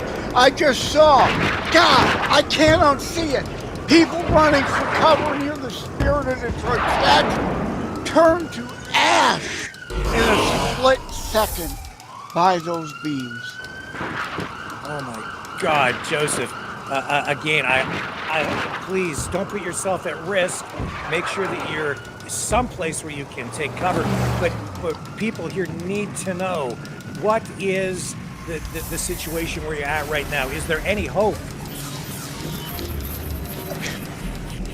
Hope is great, but hope is not a strategy. Indeed, we must pray, but we must fight. As the Renaissance Center is a burnt skeleton now. Its towers crumbling as the tripods stalk through the streets. The jets are trying, but the alien shields are deflecting most of the strikes. Debris is everywhere. Cars flip, buildings collapsing. Oh yeah, again, I'm trying to catch my breath. I'm crouched behind a wrecked taxi that I managed to run in behind, and the ground shaking like it's an earthquake. I feel like I'm in San Francisco. The earth is literally shaking and cracking all around me. It feels like there's no hope. Like Detroit, maybe the whole world is done for. Hope, pray, but fight. Oh my God, Joseph. We are getting reports that Elon Musk may have been involved in this in some way, possibly exchanging, making some sort of a deal, Trump style, exchanging maybe even the Earth for technology, for interplanetary travel. Any word on that on your end? Did you hear that? The aliens claim Elon Musk betrayed us. Like Gutfeld on his show joked he'd be like Balthazar on Battlestar Galactica and side with the Cylons. We're seeing it real time. They say he traded Earth for the tech. I don't know if it's true. Maybe he felt Area 51 alien tech wasn't good enough. He wanted the latest. People are scattering, but there's nowhere to run. There's nowhere to run, Rick. The air smells of burning metal and death. This is Joseph M. Watson, Maverick News. In what might be my last report. I can almost hardly talk now. I don't know what to say. I'm at a loss. I don't know what to do. Stay safe, Joseph. We'll check back in with you. Just stay safe. We'll come back to you. Just make sure you get someplace where you're not going to get vaporized.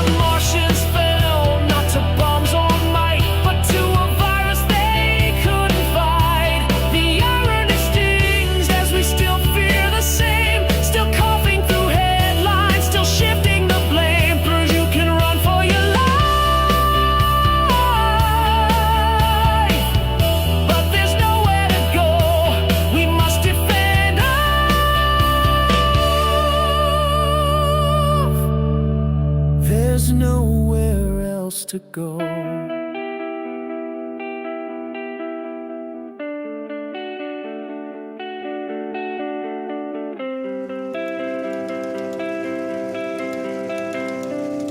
Okay, folks, we're going to check back in with Ian in Montreal. Go ahead, Ian. What's happening on the ground there in Montreal? Are you okay? Yeah, I'm okay. There's police everywhere, firefighter, doctors. whatnot. They're trying to help the wounded. It's horrific. There's heroes everywhere and bodies everywhere.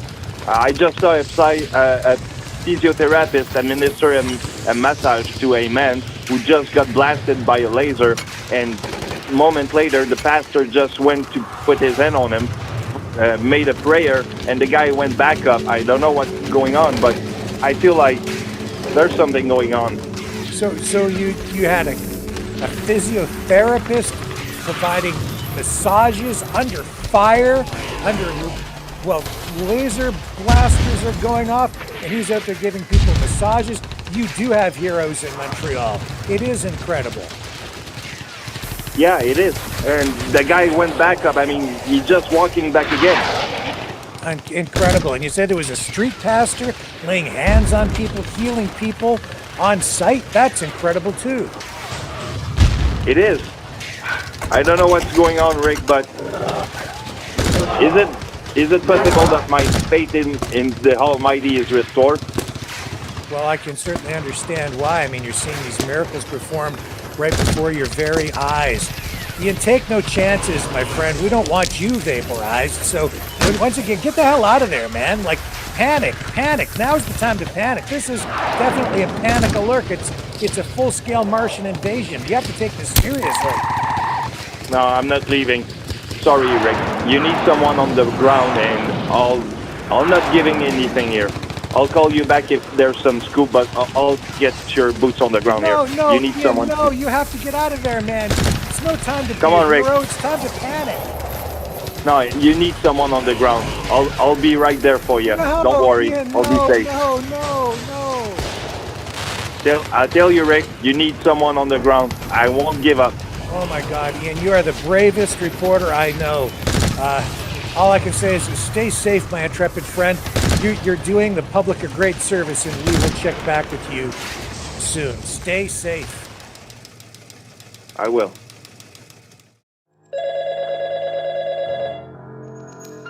Feel the vibrations.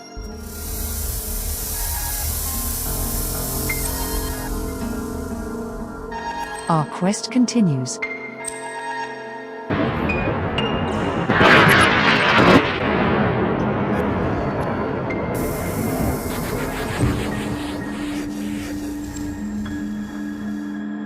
The truth is out there.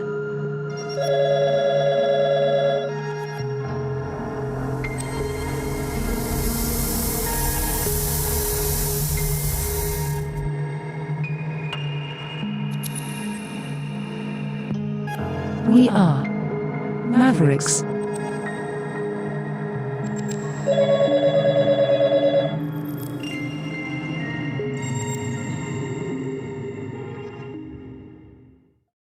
This is CFKL News from Kawartha Lakes, where an extraordinary operation is underway.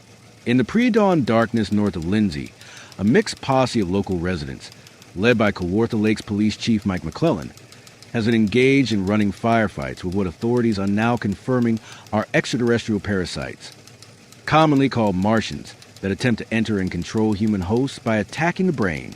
Chief McClellan told reporters moments ago, center mass shots slow them down, but the only confirmed kill is a direct hit to the head. Destroys the neural cluster instantly.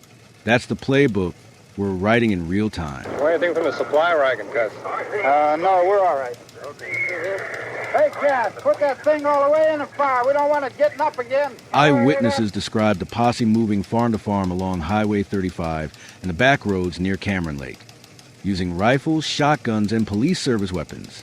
Dozens of the creatures, described as gray, multi-limbed ghouls with exposed brain-like organs, have been neutralized since the operation began at 2:15 this morning. They're all messed up. Civilian volunteers, many of them experienced hunters, have been deputized on the spot and issued high-powered rounds. The work is slow and methodical. Each downed entity must be double-tapped and then torched to prevent reanimation. If you had a gun, shoot them in the head. That's a sure way to kill them. If you don't, get yourself a club or a torch. Beat them or burn them. They go up pretty easy. Smoke columns are visible across the region. This Kawartha Lakes action is being watched in real time by police and military commanders worldwide. Secure feeds from body cams and aerial drones are streaming to Ottawa, Washington, London, and Tokyo. Canadian Forces personnel from CFB Trenton are already en route to relieve the posse and scale the tactics globally as reports of identical infestations emerge from Europe, Asia, and the United States. Chief McClellan had this message for anyone still in the affected zones. Stay indoors, barricade doors, keep a firearm handy, and aim for the head. Help is coming. But right now, the people of Kawartha Lakes are holding the line for the entire planet. We'll have continuing live coverage if you're in the Kawartha Lakes area and encounter one of these creatures. Contact police immediately on the emergency Martian hotline. 1-888-NO-GHOUL. This is CFKL News. Stay safe. Stay vigilant. Hi, Mom. Is everything okay there? Yeah, well, remember I told you those little guys were here? Yeah, that's why I'm calling back. I'm pretty sure those little gray men are Martians. Are they still there? No, they were here, and they were gray, but after I fed them, they started to turn green. Green? And, yeah, so they acted kind of funny, and all of a sudden they just ran out of here. Oh, my. So I don't know, maybe it was the burgers. Okay. All right, well, so they're not there, so that's good. They're gone. Did they speak English, or did you understand them? No, all they kept saying was pain. Pains. Oh, yeah, see, oh my goodness. All right. I'm not going to tell you anymore because I don't want to scare you. All I can say is this, okay? There is some really strange stuff going on. I'm pretty sure there's a Martian invasion happening. Those guys who came by and knocked on the door, I think that they were Martians. So just stay inside, just hunker down, lock your doors, don't let Dad go outside. Tell him not to get the shotgun or anything. It's not worth fighting with him. Just lock everything down, stay inside, and stay safe, okay? Okay, I will. All right, love you. Bye. Love you too. Bye-bye. Well, it's pretty clear what was really going on with my mom. She fed those Martians ostrich burgers from that open-air biolab farm out in British Columbia, where they were experimenting with viruses on those birds, injecting them with all kinds of things. Not only that, those Martians, they weren't having pains. They were asking for brains. They're brain eaters.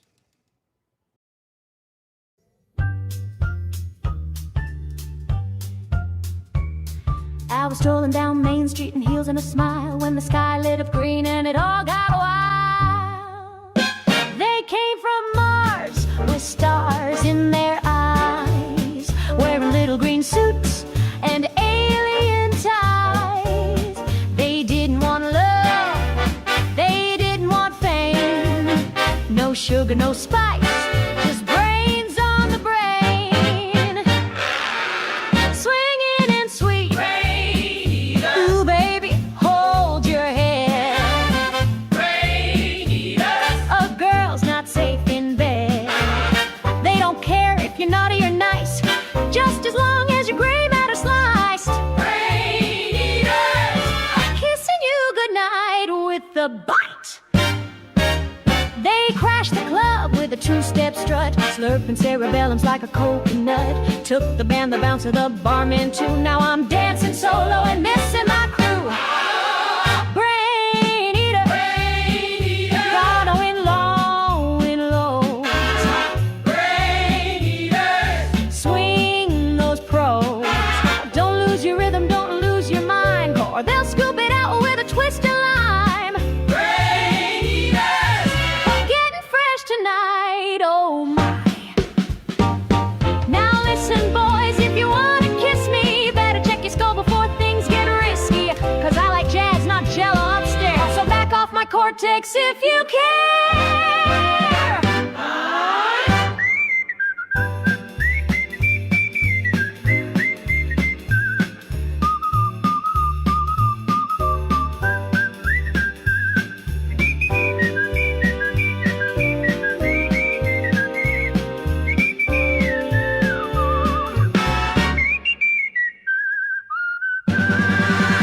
Brain eaters, oh, who's got your back?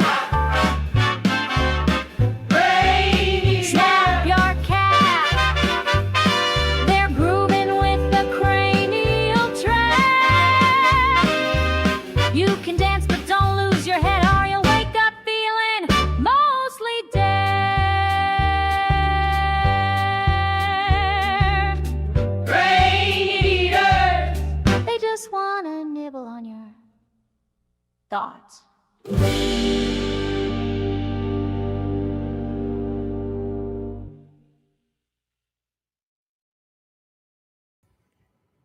Now, here's a bizarre twist on top of a whole bunch of bizarre twists. This story just keeps getting stranger and stranger. We have verified reports now that out in Edgewood, British Columbia, the home of the Universal Ostrich Farm, the home of, well, ostriches that were recently culled, they still have apparently some ostrich meat out on site. And they are out there, the protesters, these political activists, animal rights activists is what they become. Now they're alien rights activists. They are holding right now, even as we speak, an alien ostrich fest in order to raise funds to help the aliens who are here trying to invade us. It doesn't make sense. They're trying to help, to save, and to even feed these aliens who are here apparently to destroy us after having made some sort of a sweetheart deal with Elon Musk and Donald Trump. It looks like Trump's in the aliens' back pockets as well, with some sort of deal to build resorts on Mars. And Elon Musk has sold us out because it looks like he has traded the future of humanity and the fate of the planet for alien technology because he's so hell-bent on interstellar space travel with his SpaceX rockets. But out of that farm tonight, these ostriches that we've been told are their pets or have become their pets, in fact, they're about to eat them. They're about to have an alien ostrich feast at the Alien Ostrich Fest. Good evening, this is Queered News. I'm Dale Gribble with a story that's equal parts heartbreaking, delicious, and possibly the end of civilization as we know it. Edgewood County's Universal Ostrich Farm announced today that this Saturday they will host the first ever Alien Ostrich Fest, a charity music and burger festival whose entire purpose is to save the invading Martians. Yes, you heard that right.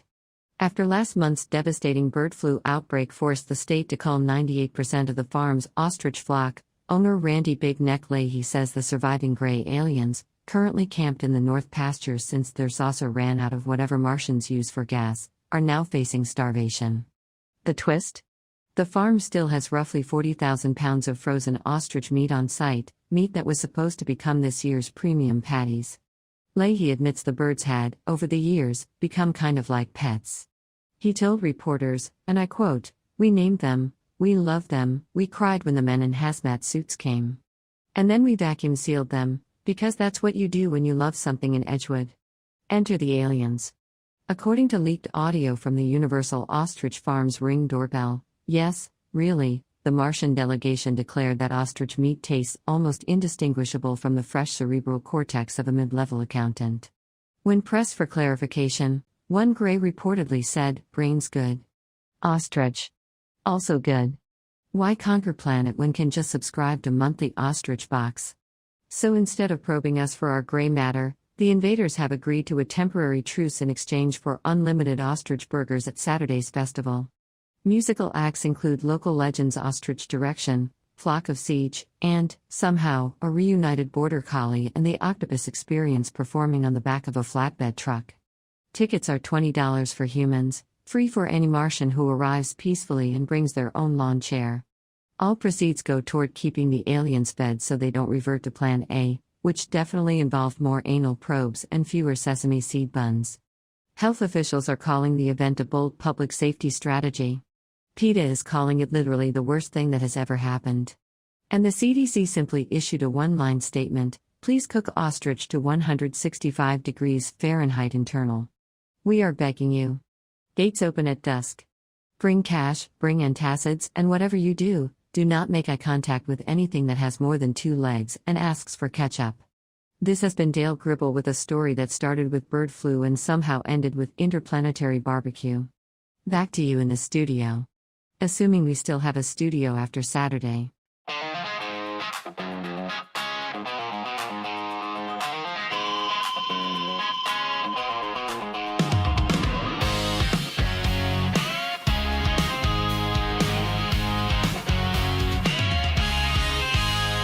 In Edgewood, BC, where the big birds strut, they got 4 horned ostriches to fill your guts. A loud blade swing, feathers hit the ground, protesters drool while the grill comes around.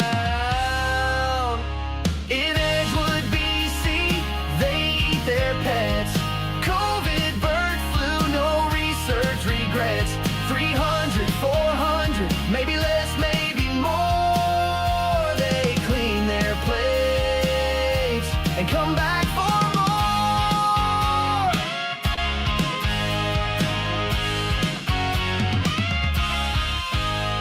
They call them family, give them names so sweet, but come supper time, it's all dark meat. Smokehouse is blazing, the neighbors complain, but the ostrich steaks, they're fueling the flame. In Edgewood, BC, they eat their pets. COVID, bird flu, no research regrets. 300, 400, maybe less, maybe more. They clean their plates and come back for more.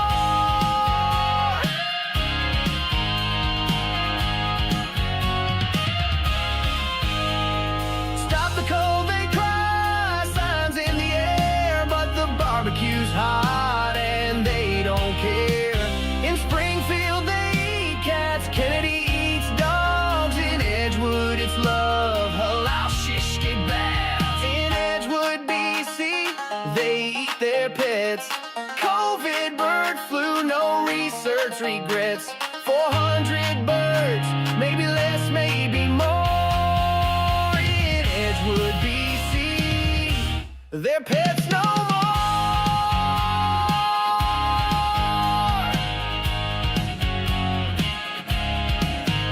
Eat the pets, eat the pets, eat the pets. In Edgewood, BC, they eat their pets. Okay, we are getting reports that some of these tripods, as I've reported just previously, are beginning to collapse. And it seems like something has gone wrong with the alien plan, which is good news, possibly, for humanity. And there seems to be new development in the Battle of Motown. We're going to go back live now to Joseph M. Leonard in Detroit, and we're going to get the lay of the land there. Joseph, what is the latest on your end? Yes, Rick, I'm finally able to potentially really catch my breath and take a pause and calm a little, reporting live from Woodward Avenue in Detroit, where, folks, it does seem like the tide is turning. You won't believe this. The alien tripods, those towering machines that tore through our city, are falling. A bit of respite we may be seeing here. I'm standing by one now. Its legs buckled, crashed right into the pavement near Fox Theater. The metal's still smoking, sparking, but it's down for good. We hope. Oh my God, that's a major development. So the tide is turning in Detroit. The Battle of Motown seems to be shifting, and Joseph is on the scene in the Motor City. Oh, wait a minute. Rick! Yes. The aliens are crawling out. These gray, slimy creatures, all tentacles and glowing eyes, are spilling from the tripods now, scrambling through the streets. I see them now, running toward Grand Circus Park. But they're changing. They're turning green. Their bodies shriveling like dried leaves. They're collapsing, turning to dust right in front of me. It's like something eating them from the inside out. Oh my God. Joseph, we had reports previously, including from, strangely enough, my mother, that these aliens may have been infected with some sort of virus, maybe from something they had eaten. Now, they stopped and paid a visit to my mom, and she gave them lunch. She fed them ostrich burgers. Do you see any possible connection? Yes. Actually, I got a weird lead on this, and I didn't think anything about it till you just said that. Earlier tonight, witnesses reported these aliens stopping at the drive-thru the Coney Island ostrich burger stand right here on Woodward. Yeah, you heard me. Ostrich burgers. Like you were alluding to. Ostrich meat. They were chowing down, stuffing those weird mouths with Detroit's finest. But now, it's got to be those burgers. Some kind of virus in the meat. Maybe something in the ostrich itself is wiping them out. Their gray skin's gone green, and they're crumbling into piles of ash faster than the Coney dog disappears at a Tiger game. Oh hope, my God. Hope. Oh, Joseph, this is a positive report, a very positive turn of events.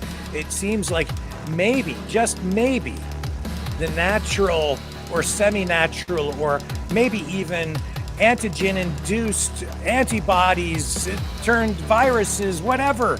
It seems like the ostriches may save humanity. A positive, finally, indeed, it seems, as the Renaissance Center, I can now see, still stands, scarred but proud. The Joe Louis fist is battered, but you can still see it. It's still intact. Detroit's been taken and beaten like in a Joe Louis fight, but we're still here. We're still standing, and the aliens are done for.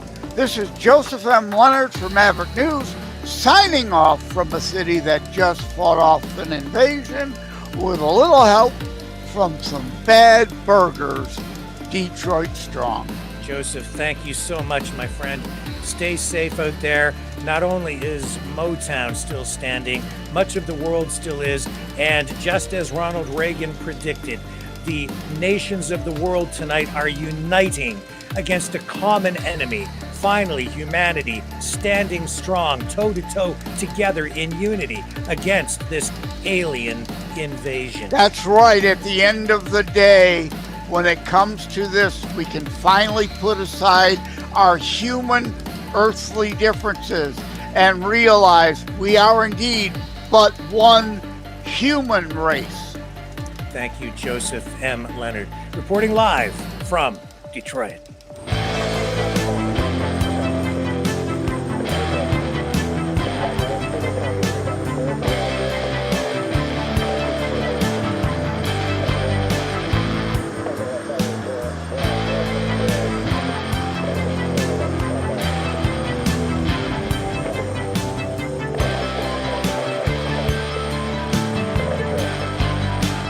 Maverick News. Fighting for freedom. We're going back to Montreal with Ian again, the bravest reporter I know. So proud to have him part of our team here. Ian, we have reports tonight that Elon Musk is behind all of this, totally responsible for it.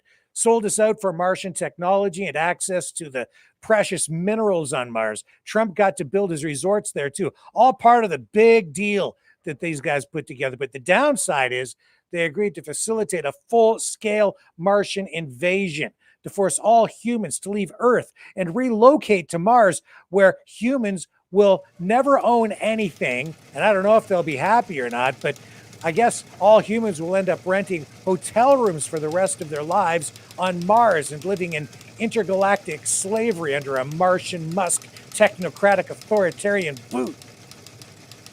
I told you so. And we will have also to rent our oxygen, I think. Oh, my God. Yes, you did. You are not only the bravest reporter I know, you are absolutely a visionary, Ian. You truly are. Well, I'll accept that, Rick. What I'm seeing right now, it's Martian. They're turning green. There are just six that has just collapsed in front of me, man. There's something going on here. I don't know what. There's one here. There's something in his hand. Let me look. It's a net and then make ostrich wrapper. It looks like there's the green the green alien have just turned green for some reason after going for another ostrich burger. What's going on, man? Oh, I can tell you. I think I do know. I think this all goes back to my mother. Yeah, I know that they thought that these ostrich burgers were brain burgers. It all started with my mom out in Edgewood, BC. See, my mom had some of these gray aliens stop by, and they kept saying brains, brains, but she thought they were saying pains. So she took them in and fed them lunch, and she gave them ostrich burgers. And it seems that these ostrich burgers were infected with a variant of COVID bird flu virus, a hybrid thing from the Edgewood, BC ostrich farm. That's where the burgers came from, and it's totally digitally synthesized. And these aliens, I guess the scientists are saying they can't metabolize the metabolic destabilizers of the anti-atom antibodies, and even Dr. Ostrich is in on it, and he's reported as saying it's killing off all the gray aliens. That seems to be what's going on. It's all because of my mom and those crazy ostriches. Yeah, well, they are all turning green now. They're turning very sick, dropping like flies. Oh my God. Some alien saucers just went off a minute ago, and I think he's gonna go down. Hold on. I think he just went down because I heard an explosion. That there's a huge explosion around there. Oh God. What's going on, Rick? Tell me what you got. Oh, you know what? I think that, Ian, I think that maybe it looks like this thing is actually over, at least for now. Well, I hope so, but I fear that they will be back. Oh, well, all I can say, Ian, is pray, my friend, pray. Well, I just hope that we can hope that the faith in humanity is restored. And in God, my friend, and in God. Thank you, my intrepid friend, Ian. You are a brave, my pleasure, reporter that I know. Well, I try. New reports just coming out. The mothership from Mars has initiated a self-destruct sequence. It has exploded in space while en route to Earth, so it will not be arriving. In addition, we are also getting reports of alien tripods collapsing worldwide.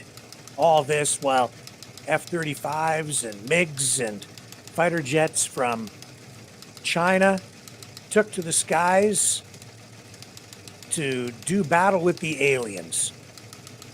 The world truly was united tonight. It reminds me of Ronald Reagan's famous speech in 1987 when he said that a threat just like this one might be just what it would take to unite humanity. And tonight, that's exactly what we saw. Perhaps we need some outside universal threat to make us recognize this common bond. I occasionally think how quickly our differences worldwide would vanish if we were facing an alien threat from outside this world. Meanwhile, just now over on Truth Social, Donald Trump has posted that clip of Ronald Reagan from 1987 was generated using artificial intelligence. So it seems the War of the Worlds may have concluded tonight, but the War of the World is likely to resume. This is CF Gale Kawartha Lakes with a developing global bulletin. Less than 12 hours after armed posses across the planet opened fire on the so-called Martian brain parasites. The invasion has collapsed not from bullets, but from ostrich meat. Yes, you heard that correctly. Intelligence agencies now confirm that contaminated ostrich meat from Universal Ostrich Farm, unknowingly infected with a highly aggressive prion-like avian virus, was fed to capture Martian entities during early interrogation attempts in multiple countries. The pathogen, harmless to humans but catastrophically lethal to the invaders, spread through Martian neural shedding and, incredibly, via encrypted 5G data bursts used by the parasites to coordinate. Within 6 hours, the contagion went global. Eyewitnesses from Tokyo to Tallahassee report the gray ghouls liquefying on contact with the virus. collapsing into inert slime. High-profile figures previously exhibiting erratic behavior believed to be under Martian control, including Robert F. Kennedy Jr., several European commissioners, and at least 9 members of the Canadian Parliament, suddenly disintegrated mid-sentence during public appearances. In Washington, empty Armani suits and red ties were all that remained on the floor of the House chamber. Similar scenes played out in Brussels and Ottawa.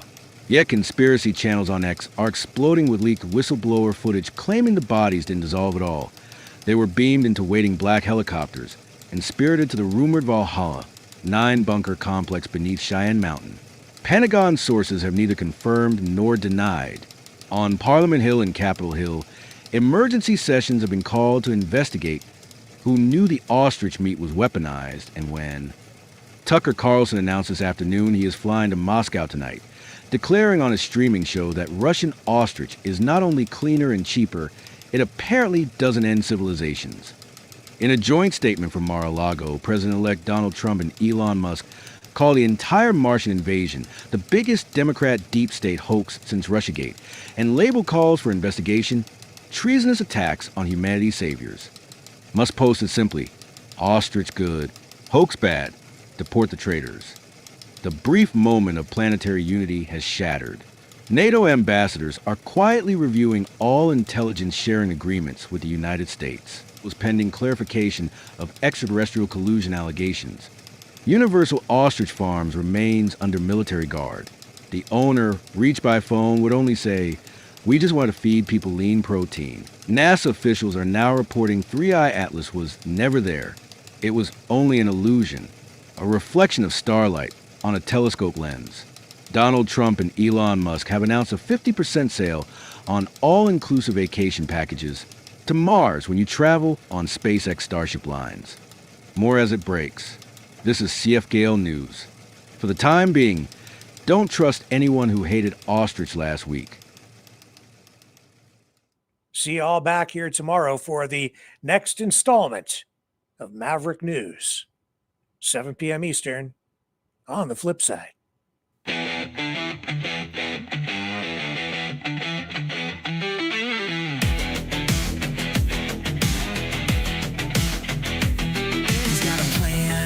It's bold and grand, taking over land, sea and sand. Canada's ours, Greenland's in the mix. The Panama Canal's just another fix. But Mars, oh Mars, your pesky red sphere, your spying drones are making it clear. It's a threat to Earth, a cosmic sin. But don't worry folks, he'll make Mars great again. MAGA Mars, you're the 53rd state. Under Trump, your future is great. With Elon Musk and the Space Force too, we're slapping tariffs on your Martian crew. Make Mars great, yeah, make Mars ours. Wave that flag on the red rock stars. Oh, sanctions, taxes and fines. Martian exports know they're crossing the line. The Martians cry foul, but Trump doesn't care. He'll build a space wall floating up there. Elon's on board with rockets ablaze. The stock market's loving this Martian craze. He says, trust me folks, I know the deal. Martian gold is ours, this plan is real. MAGA Mars, you're the 53rd state. Under Trump, your future is great. With Elon Musk and the Space Force too, we're slapping tariffs on your Martian crew. Make Mars great, yeah, make Mars ours. Wave that flag on the red rock stars.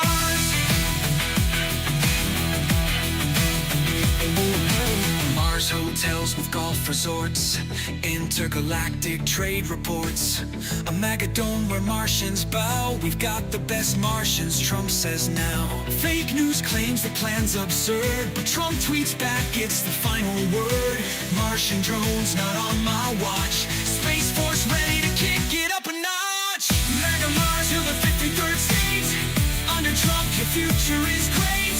With Elon Musk and the Space Force too, we're slapping tariffs on your Martian crew. Make Mars great, yeah, make Mars ours. Wave that flag on the red rock stars.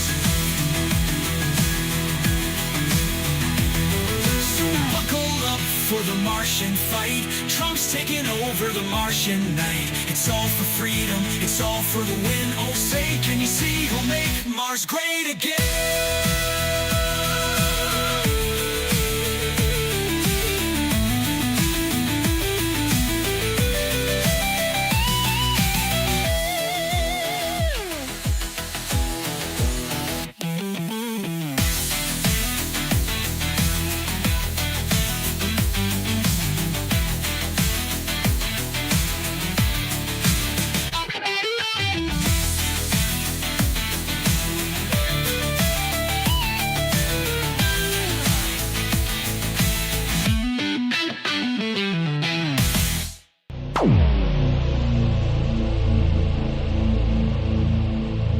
This has been a Maverick Multimedia production.